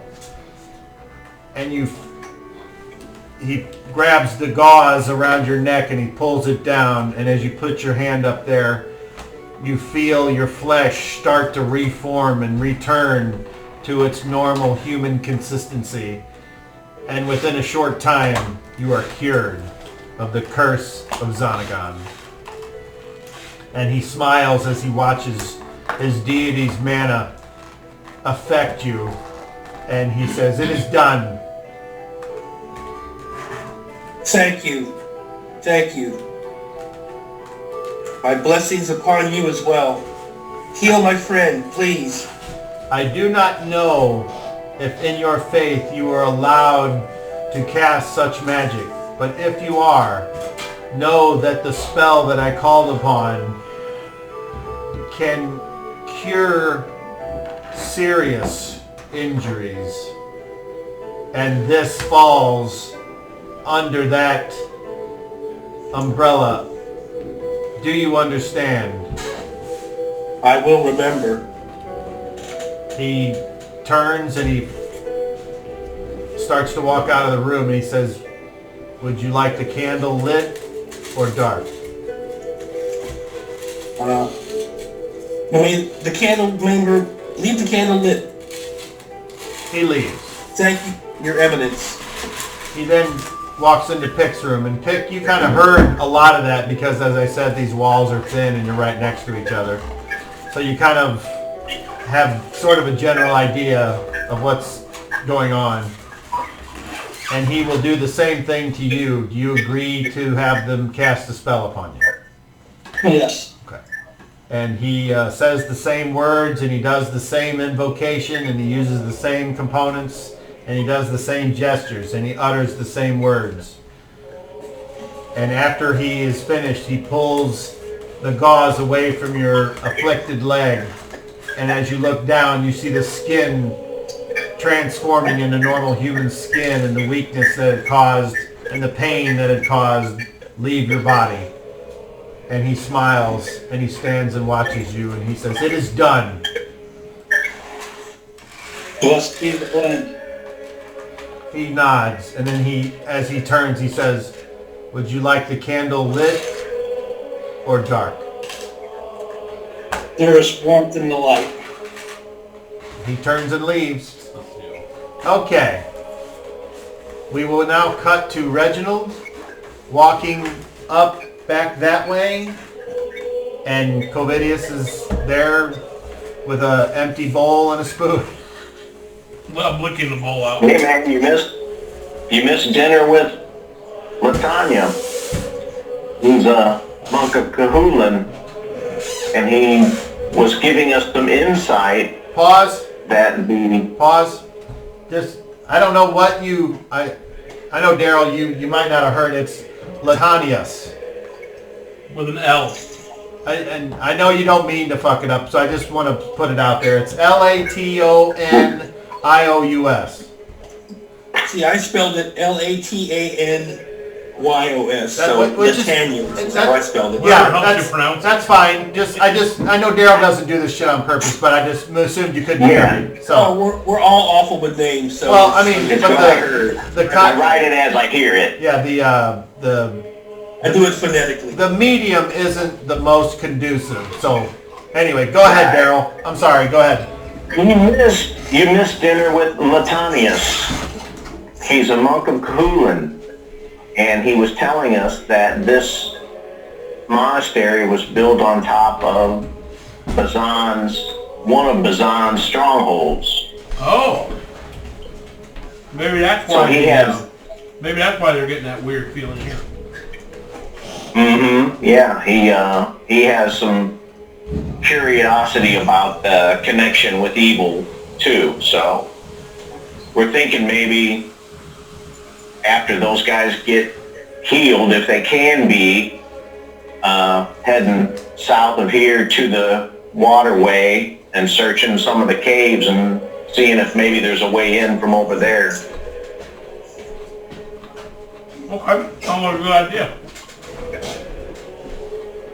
Are you going to sleep out here? You should come in. Do you trust this, Abbott? I do. I'll be back. I'm just going to leave you. Keep going. Okay. I Abbott, think that they're very helpful and they do great work here and they employ many people and support this entire community. I think it's a great organization. I just think they have hiding something, and I don't understand why.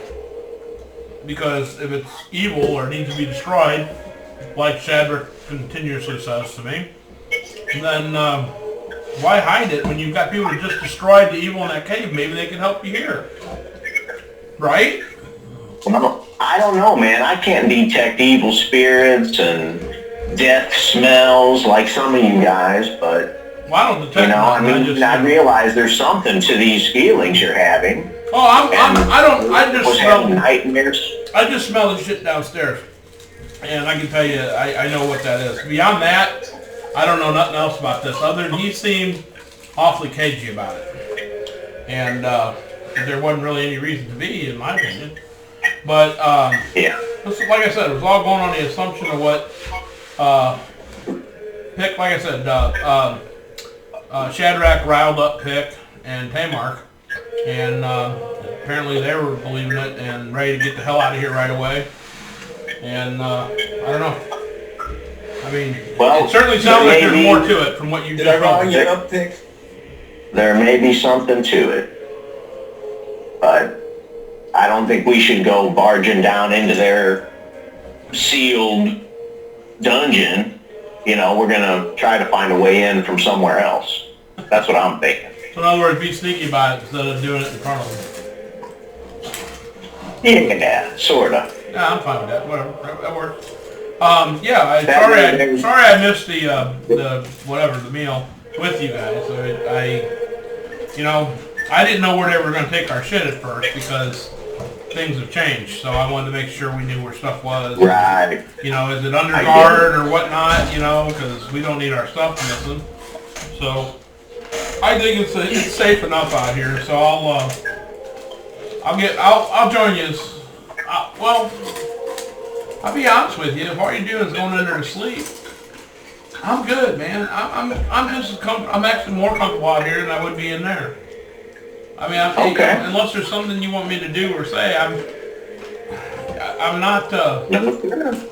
You know, if you need me to come in for a meeting or something, I'll abide by their wishes. But There was only one request, is for some proof, and you just said no, you're not going to have none of that. So No, I said I'm not going to hand it over to him. If he wants me to show it to people, I'll be happy to apply, to do that. But I'm not going to hand this could be deadly shit over to somebody else. I mean, yeah, I remember. That's the only thing. And if that's not good enough for him, I mean, I don't see why that wouldn't work. I mean, we are the ones that did the job. If it has to be in his hand and him to tell everybody, what's he trying to take credit for it? What's it matter who's holding the shit? Yeah, could be. But Well, I'm getting pretty sleepy, so I think I'm going to go turn in for the evening, man. I'll see you guys in the morning. I'll be out here. You know where I'm at. All right. Thank you. I appreciate And your I go. friendship, Reginald. And hey, tell that monk dude, what'd you call him? Lasigio or something? Latanius. Yeah, okay. I wouldn't mind meeting him if he's got a chance to talk. I apologize for being He's, quiet earlier. I was thinking of something else. when we leave, he may accompany us, or if he's going that way at the same time, we might run into him again. Let's just put it that way. Well, hopefully he does. That sounds great. Thank you. Yeah. You have a good night, sir. Have a good evening. I'm going to go set up a tent outside the door to the root cellar. Okay.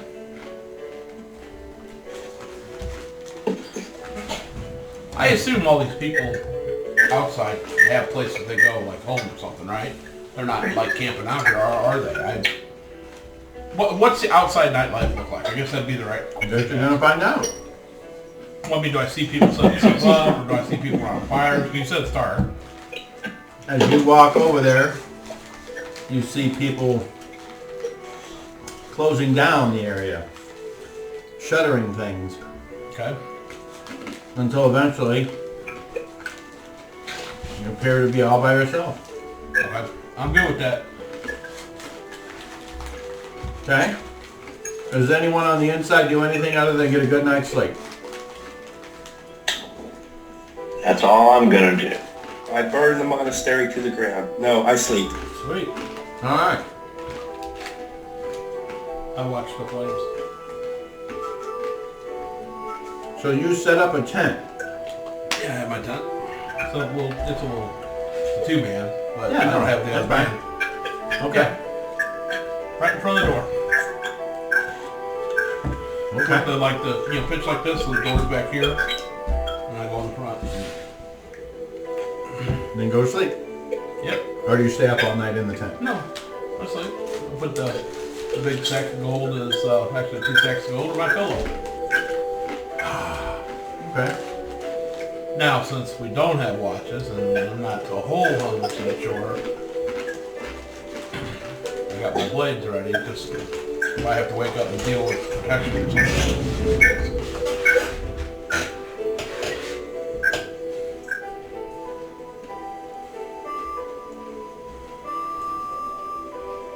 Oh, and right before I go to bed, I urinate outside my tent, so if there was an animal, it would scent that and go away.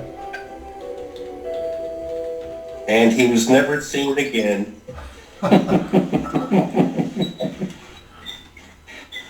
He ran off with our 2 sacks of gold. That's why he wanted the big sacks. Yeah, try running with those sacks of gold. I'd like to see it. Actually, it'd be very simple for me to do. That's a lot of gold. It ain't that much weight. All right. You're going to give me some nice footprints, I'm sure. So.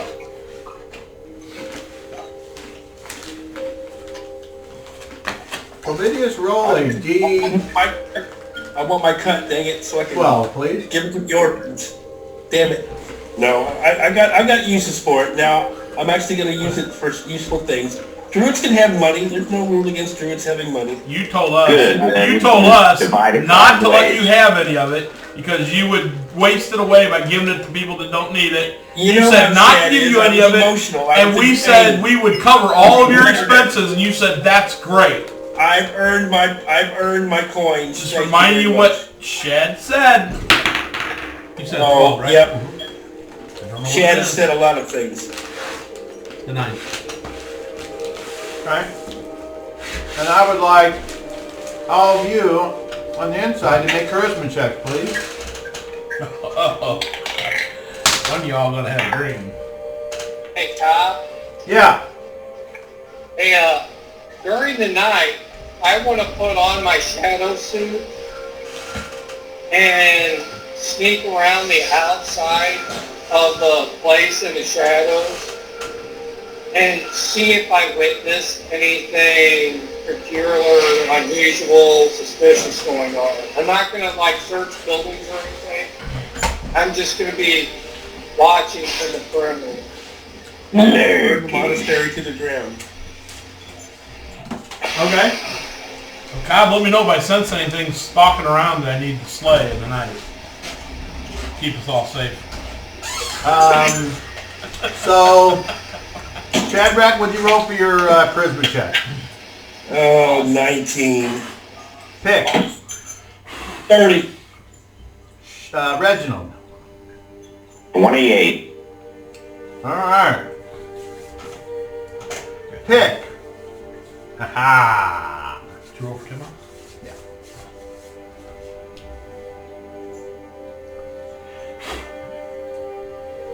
There's a knock on your door.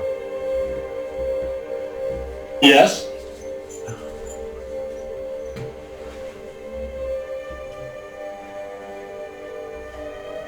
A moment passes, no answer.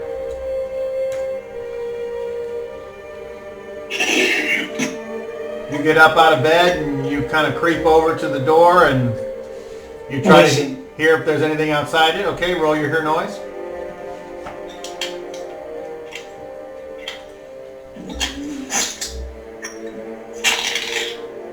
They're 38%. And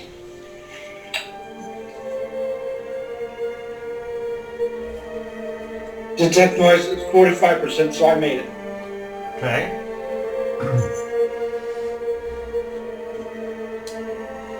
You feel something hit your foot. And when you look down, there appears to be a folded piece of parchment. Do I hear anybody outside? No. I'll bend down, step away, and pull the parchment. Okay.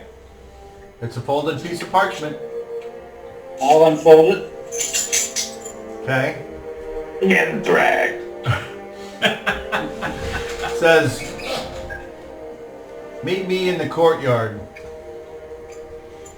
L.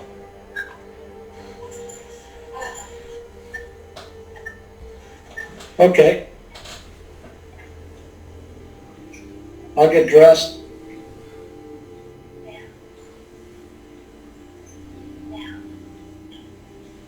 Before I do that, I'm going to go next door and go to Shadrach's room. Okay. So you're there at the door. Just give it a slight open, see if I can open the door. It opens. I don't think it, yeah, I didn't lock it, so. Can I see Shad? I would say yeah. He certainly appears to be sleeping in the straw-filled mattress on the floor like everyone else. I'm going to go over to him very quietly and wake him. Okay, Shad, you're awakened, and you don't know who it is. What do you do? What's going on? What's going on? Quiet. I had a note slid under my door to meet in the courtyard with L. I wonder if that's the monk from earlier today. Well, None of us have that letter in our names, so it sounds reasonable. If you want me to go with you, let me put some clothes on. So I'll get dressed and go with it. Actually, I'll cast a spell if I can get away with it. What spell is that? I'm gonna cast Oxboy. It's his new favorite spell. I'm gonna give myself strength. Brah! Okay. And it takes me just a couple seconds, and I talk, and I clutch my... You see me clutch some items. It's a little tough to fur in my hand. That's like I said, I kind of like snip it.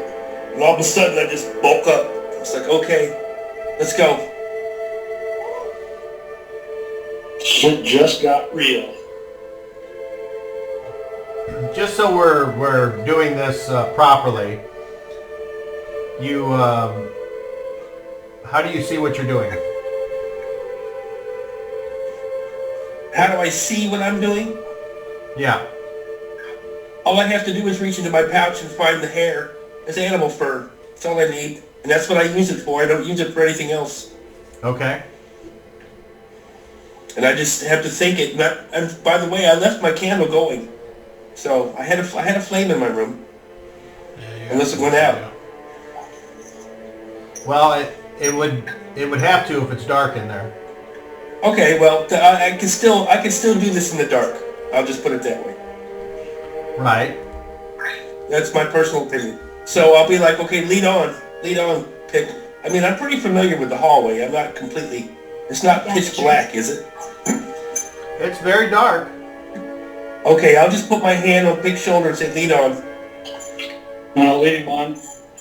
Nice and slow, going quietly. Make a dex check with advantage, please, Shadrach.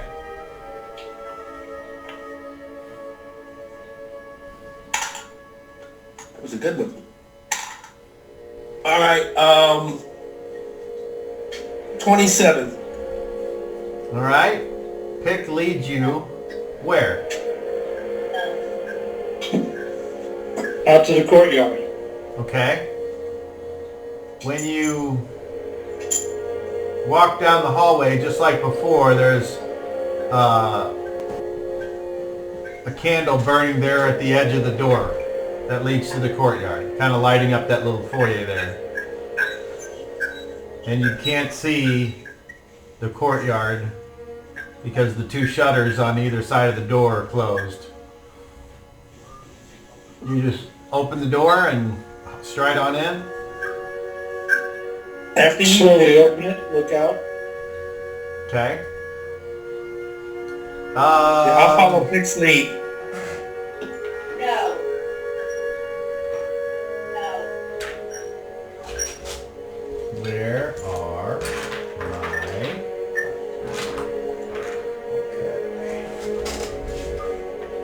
No. Yes. Okay. You look out in the courtyard, Pick, and with your elven infravision, you don't see anybody out there. Okay. No movements? All you see is what you've seen before, the stone benches, the fire pit there. It's more like a fire. It's not a fire pit. It's like it's a raised round thing. So it's actually like a fire bowl or whatever. And it's not currently lit. And then there are two trees in the courtyard in either corner. But no people or anything else.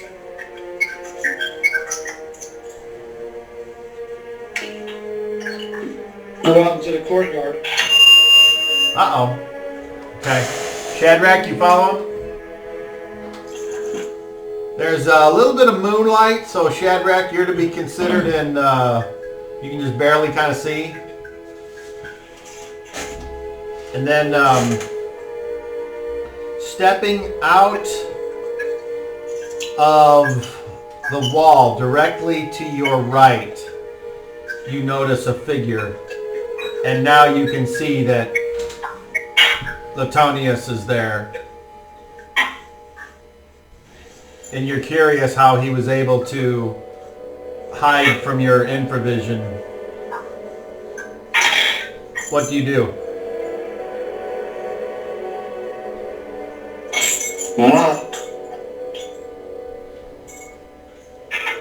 He walks over, gets close and says, I believe that Bazan is in the dungeon. At this very moment? Yes. I believe that now that Xanagon is defeated, he is gathering strength and will attempt to get free.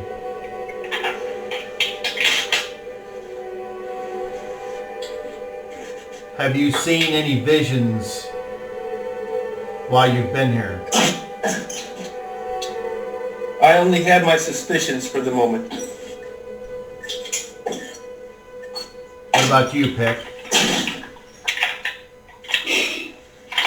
I just have a bad feeling about it. I think there's something down there. And I believe they are very defensive about what's in that basement. If I'm right, they have reason to be. So you have to ask yourselves, are you willing to go down into the dungeon to see if you're right? That's why I'm here. I have not searched for the secret tunnel into the dungeons. It may or may not exist.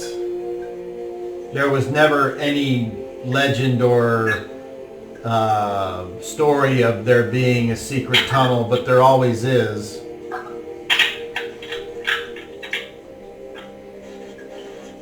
If the secret tunnel has been destroyed, then obviously Bazan could not get out.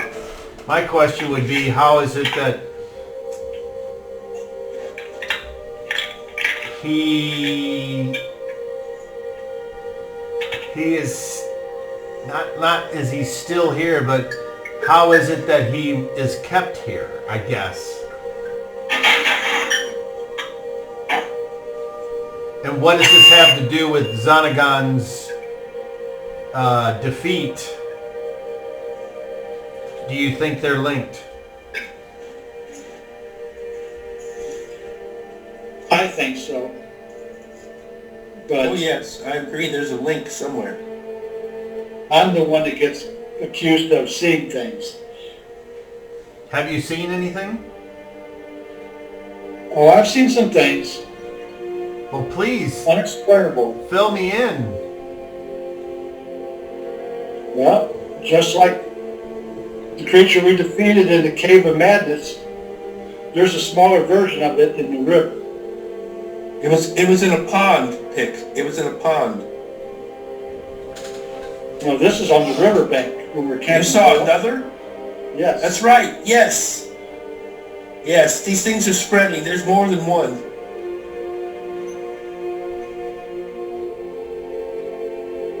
The cave is the root of it. If we kill the ones in the cave, I think we can start get rid of what's left. I agree. I can potentially seal that cave. In the moments that I am to remain here, do you think you could convince your companions to, if I was to provide a distraction, go down into the dungeons? There is a door, a secret door down in the dungeon, down those steps to get to the dungeon. I'm guessing if one of you has been down there, you may have not found it. They went down there. He gets this kind of a stern look on his face, and he goes, "Then you'll have to use more than your eyes to find it, elf." I'm still weak from the attack. The battle. the ability of your people to find secret things is well known. I didn't go down there. Well, I was then- watching from the steps, keeping an eye out to make sure nobody came up And behind us. it may fall to you or your kind to go down there if you sent a human that may not, they are not attuned with things as your kind is. It is a fact. Right? Anyway, I'm leaving this place now because I had a vision when I tried to sleep. And it was of a red cloaked figure with a face of drawn flesh and purple skin. And that is what they say Bazan's final form was before he was destroyed. He's here. I'm not staying. Take this information, do whatever it is you want to do with it. I'm going on to the creek. 2 days south. Specifically by a willow tree with a gnarled root extending into the river. And he kind of winks and puts his finger on his nose again. And then he kind of takes steps back, and as you watch him, he kind of leans against the wall.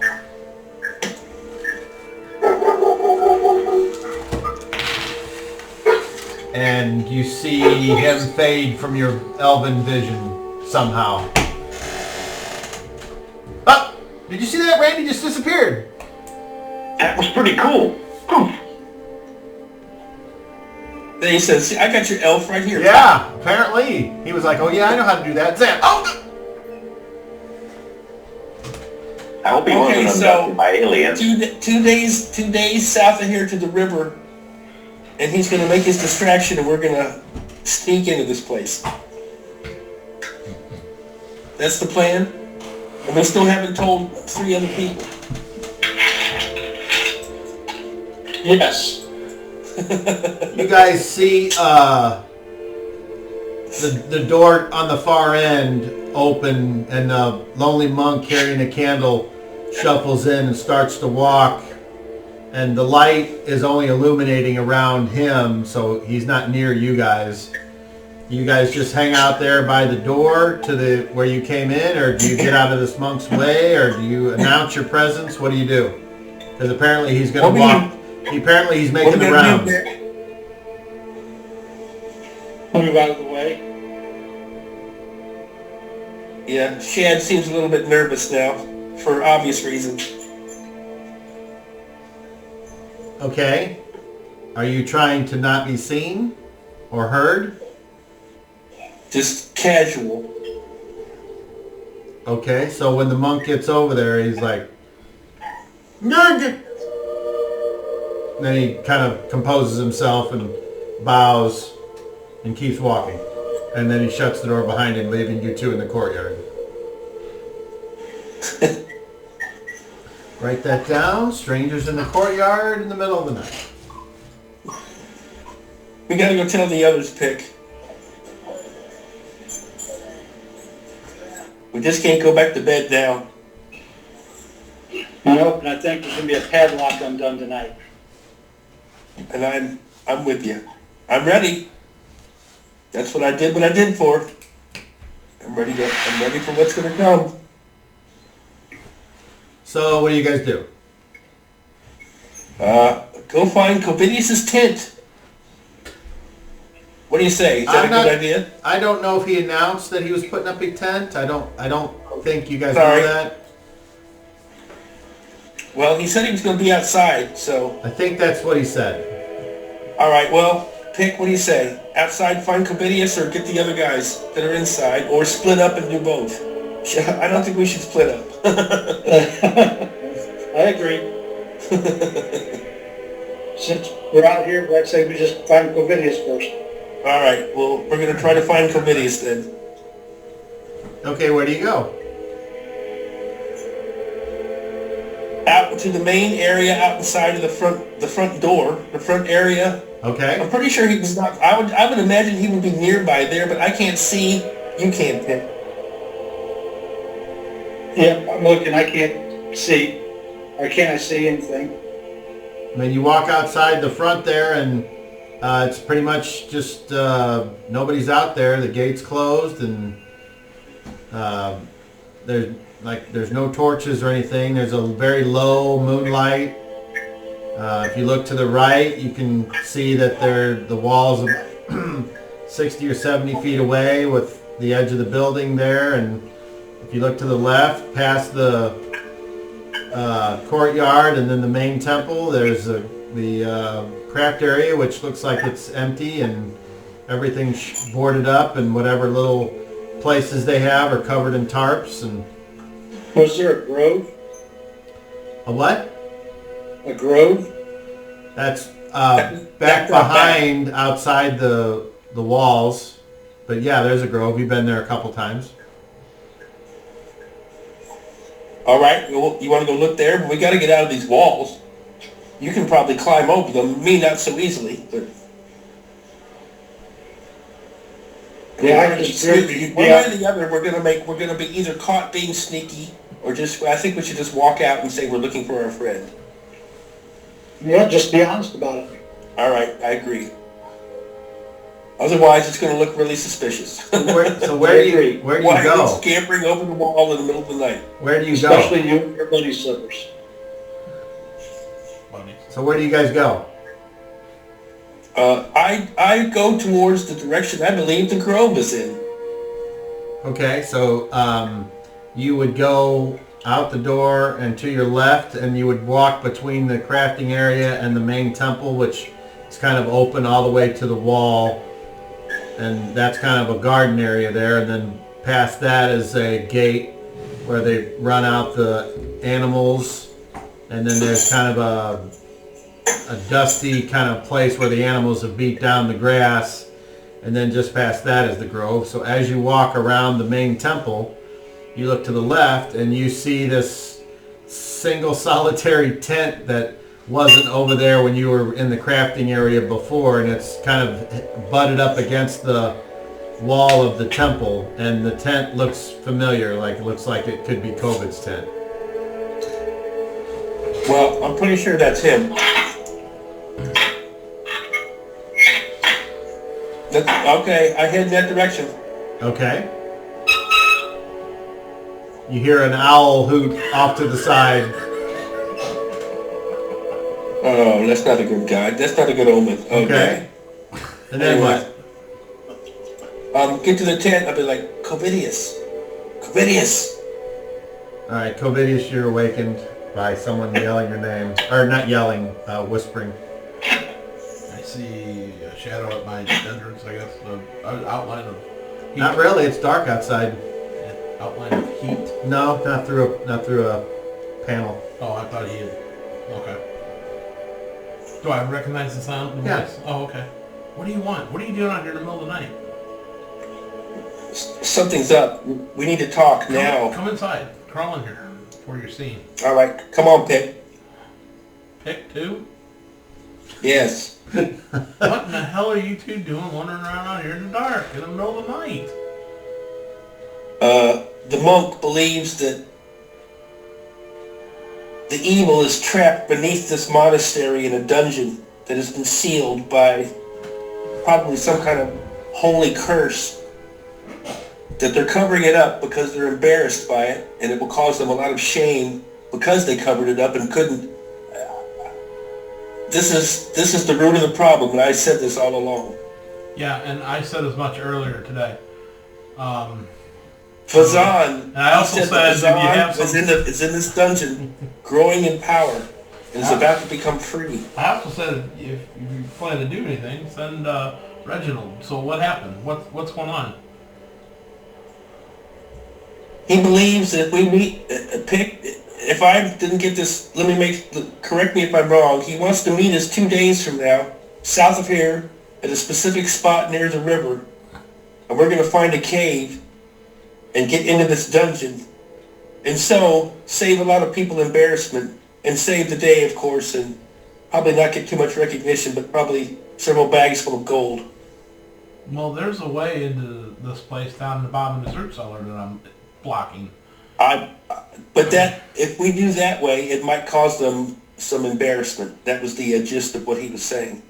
There's more than one way into this dungeon. We're gonna defeat some massive ancient evil underneath this place, and nobody on top's ever gonna know this happened. There's not gonna be any sign of the massive destruction of the deadly thing. You think something's not gonna pop up through the ground or cause some sort of havoc here? I mean, it's being covered up. That was what he said. It's being covered up now, but when we go down there to fight it, what happens then?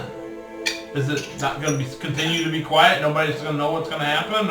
I don't know. I'm just saying, why are we continuing to try to cover it up if we're going to go in there to defeat it? I don't. Who cares if they're fucking embarrassed? I think we should face it right now. Yeah. He was even suggesting we go now and face it now. I'm good with I that. mean, I'm weak, but I'm ready to go. You Spell-wise, guys need to be ready to go. I'm fine, but we need more than just a couple people, so. Well, then we need to meet him 2 days south of here at the river. And that's where he said to meet. Okay, when do we leave? We're not leaving now, are we? I say be ready to leave at first light. Have you, where is, Tamar and Reginald? We haven't told them yet because we had to meet him out in the courtyard. Yeah, we didn't figure there's going to be enough room in your tent for all of us. I gotta meet this guy. I'm starting to be intrigued by him somewhat for some reason. I'm not sure why yet. I said that he needed to talk to you, but he didn't seem to have time to that. If he visited me, I'm not aware of it.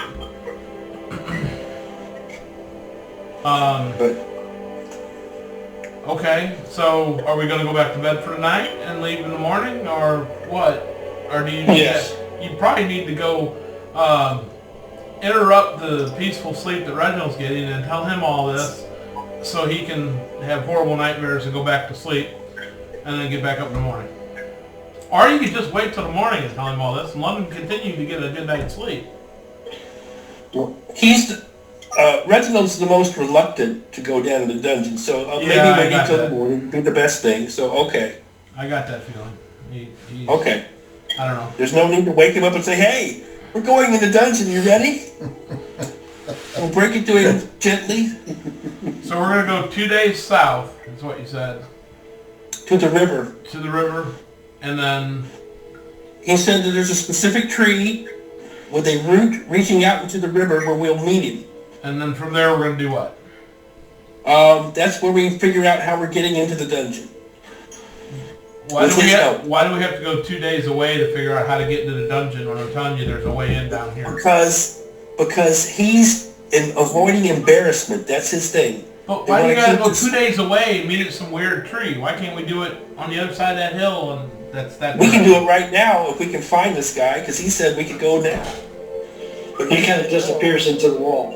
Yeah, I mean, he's still here somewhere, I'm sure, but he said he could make a distraction to get us in there, and that's what I'm counting on. What's his name?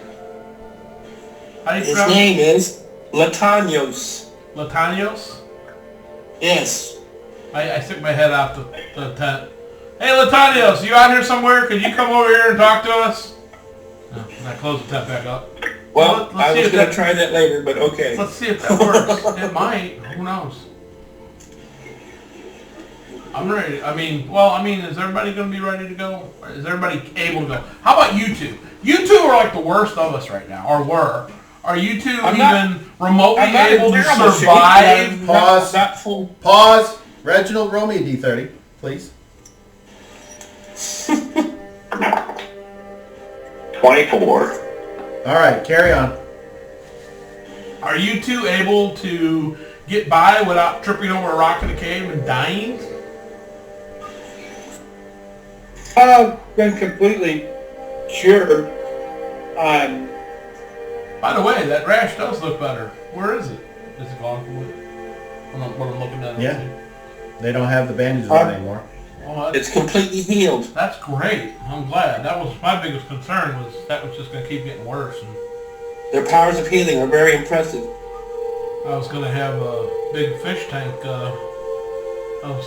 consigned to be made at Tila, when we got back. I wasn't sure what to do with you. I think if we're going to travel for a couple of days, I'll be able to bulk up me and pick. Well, I'm like I said, I'm not dying or anything, but I'm not completely full. Still, spell-wise, I'm good. I still don't understand why we gotta go 2 days away to have a discussion about how to come back here and go down this root cellar. You said there's a passageway that I should have seen in that basement, but I couldn't see it. See, now, if we want to go back down to that basement, I think I can find the passageway. If that basement was a part of the dungeon, it was awfully small. Well, that's where the secret passage is, supposedly. Hold on a second, because I forgot something. And it might change your plans. Shadrach, Suck eggs. you get 12 hit points. And Pick, you get 15. Because when he cast the spell, I forgot to roll the healing points on it. Dan I has was going to healed up ask, before. I was going to wait, but now, yeah, well, I'm ready to go in the dungeon right now. Did you want to Me say? too. Oh, did you want to say something, Tamar? Oh, I dropped out for a few minutes while I was leaving the building, so I was curious if I'm there. Actually, yeah. You in your walking around, you notice a tent with muffled voices coming out of it by the side of the temple that wasn't there before. Can you see in the dark? Okay. So I'll try to listen in to them and see what's going on. All right, you have to get pretty close. Well, at one point. I mean, does it recognize the sound of our voices? Is it any place to hide, it looks like, around the tent? Or am I going to be completely exposed? You heard Covid's voice say, "Hey, Latanius, if you're here, come here, over here, talk to us." Is there a place for me to hide near the tent? Or am I going to be completely exposed if I go over there to listen? The tent's up against pretty much a wall, so yeah, you could hide behind the tent and between the tent and the wall if you wanted. Okay, I will try to do that then. Okay, you do that. Yes, Reginald. I'm going to sign off a little early tonight, guys. Good game. See you next week. All right, buddy. All right, Daryl, Okay. thank you. By the way, your new microphone sounded real good. Yeah, happy Easter. Oh, cool. Good to know. Happy Easter. Happy Easter. Leave my keister out of this. Nah.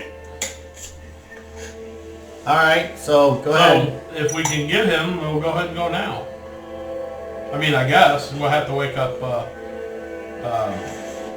K. Mark and Reginald. Yeah, I think we just, You guys need to talk to Reginald more and convince him. This was like all your guys' thing. And you brought it to Reginald's- me, and then Reginald's I more tried worried to about tell the Reginald, money. and Reginald was Right like now. blaming everything on me. I'm like, this wasn't my idea. I'm not Reginald's- the one that got these thoughts or visions or feelings or whatever about the evil being here, and we have to leave right away. I mean, that was all you guys. So, I mean, I feel like he's blaming me for whatever happened last time. I just call it as I see it. I don't feel that way, but I don't feel that he's blaming you for anything. I Well, just he think is when I talk to him, and he says that what I mean by blaming me is the abbots blaming me for my discussion with him that we had the last time before we left, which was based on going down in the downstairs and looking around and the smell of death and all that, and asking him a couple questions. well, I didn't think, I thought we were pretty civil about it, but apparently, He also gave you food, and they don't care that you're sitting around outside in your armor with your weapons. So that's a positive thing. I think that the evil here is more subtle than I first thought. If you don't, As I said, I think they're covering something up. maybe No, I don't think they were aware of how bad it is. That's my thing. they And I think probably that if they it- probably wouldn't care if I was inside with my weapons and armor on. But I don't know if you remember, as I was told by one of you, I forget which one. When you go inside, you still have weapons or armor on you, whether you remember or forget. You get like shocked, like lightning hits you, and so I would assume that's why. I mean, it's some sort of spell or godly power that's on these buildings. So, you know, if you want to go in, you got to be without these items. I don't think they, personally, you know, like I said, I mean, it protects them, I guess. I don't know what they're, I don't know. I don't know. I don't understand why they're, you know, why it's a problem, but I mean, whatever. It's their way. I'm not opposed to it. That's why I'm staying outside. I got nothing bad to say about them. But you guys come to me again with this plot, this plan, this issue. We're gonna go do this and that, and you know what? I'm on board again. But like I said, Tamar got his hand up down there. yeah. Oh, okay, go ahead. Mark wants to come out of hiding. Yeah. No, you hear through the tent. Bitches, keep it down. Fucking loud. Everybody can hear this shit. But to add, I'm betting that this, like, their way of protecting people from being able to fight in and lead this people. So if they can use their hands as weapons, then other people can. It kind of makes it an easier way to defend this place so people can't come in and try to beat them. But that's just a thought. Are you saying then that these monks know hand-to-hand combat without weapons? That's what I understand. Oh, well, wow, I didn't know that. I would love to spar with some of them.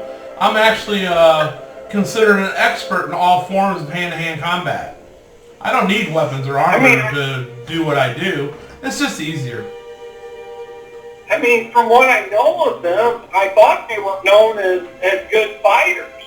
But they don't have weapons, so to me that would mean they have to know I've never heard anything hand-to-hand about combat or something like that. Yeah, I never heard of any of this before. Well, I'm interested though. I mean, no, I'd love to. You know, My knowledge of these people with the way of the hands and the feet, that's all we ever heard about. huh. That they could use their hands and feet like weapons. I actually have a new respect for them.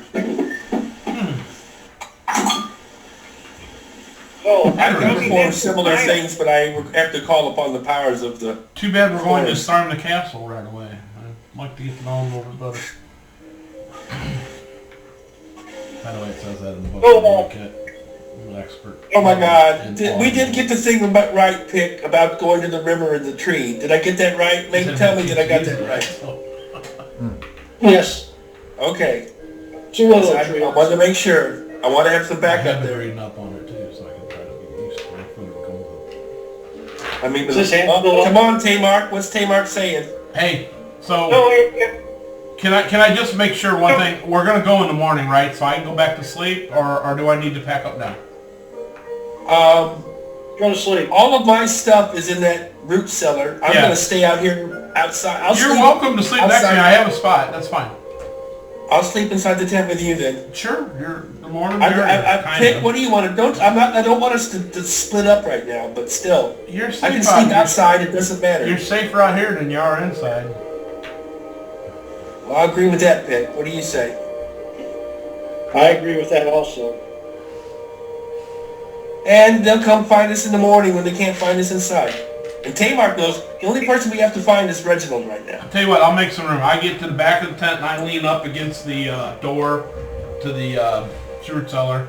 And I make myself kind of comfortable and I said, here, Pick, you can sit on the other side there and just make yourself comfortable as you can. We'll be fine. It's a nice night outside.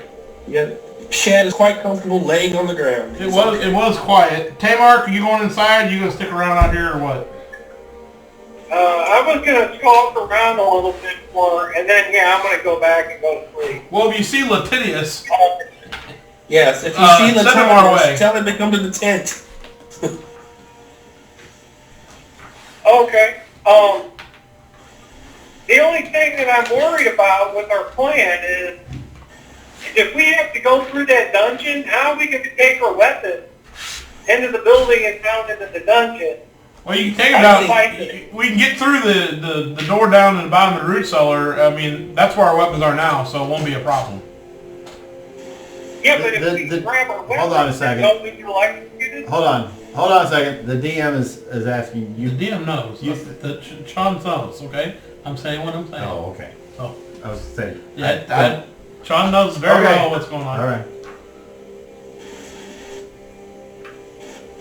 Go ahead. Continue, guys. Hey, go ahead. You're gonna go back inside, you said, or is that what you're gonna do for tonight? Yeah, but if we grab our weapons in the building to take them through that secret door, won't we get electrocuted? No, Carrying the weapon? I don't think so. That's why we have to go meet him down south, because if we go into here with our weapons, we're going to get jolted. Our weapons are already downstairs. I don't think it's going to be a problem. I've been down there. And I've had my weapons Is that on. where this? I've had my weapons the on. secret panel is? That's not the main There's temple. all kinds of them. This is just one of many, I'm sure. Well, he said it was under the main temple. Oh, yeah. Well, this is the back of the main temple. This goes under the main temple, right here. It's not a big deal. We're going to go meet this guy, so we'll deal with it. Like I said, the weapons are downstairs now, and I've been down there with my stuff on. I didn't get electrocuted. Therefore, it must not work down there. Pick, if you're going to, like, do any kind of looking around, just remember the things that I can do to my backpack can be done to doors, and windows, and things like that very easily. So be careful. I think we're going to sleep the rest of the night, right? Yeah. All right. That's fine, then. Let's do it. All right. Good night, gentlemen. The bunking party in your tent. Good night, Tamar. Good night. See you guys in the morning. All right. Well, that seems like a good place. Oh, go ahead, Dan. I said I was going to fuck around for like another hour, and then I'm going to go to bed. Okay. All right, and then do I understand this correctly? So that's one thing we need to. Do I understand this correctly? Shadrach and Pick are sleeping in the tent with Covidius? Yes. Okay. 2-person tent. That's why I went to the back and sit. I'll sit up and sleep, and then Pick's got to do something on the other side, and then Shadrach can have the other side of the tent to himself. All right. Well, that'll be a good place to stop then. Everyone sleeps, and then we'll see if everybody wakes up. Oh. All right. So. For being outside, just in case. My personal opinion. Any last words before we call it an evening? Oh, good game, everybody. Have a nice weekend and Easter. Happy Easter. Happy Easter, guys. I'll just enjoy the day off work. Happy Good Tomorrow, which is Good Friday. I'm working and making double time, so. Oh, nice. I would do that. All right, guys. Then we'll see you in a week. Bye-bye. Peace. Bye-bye.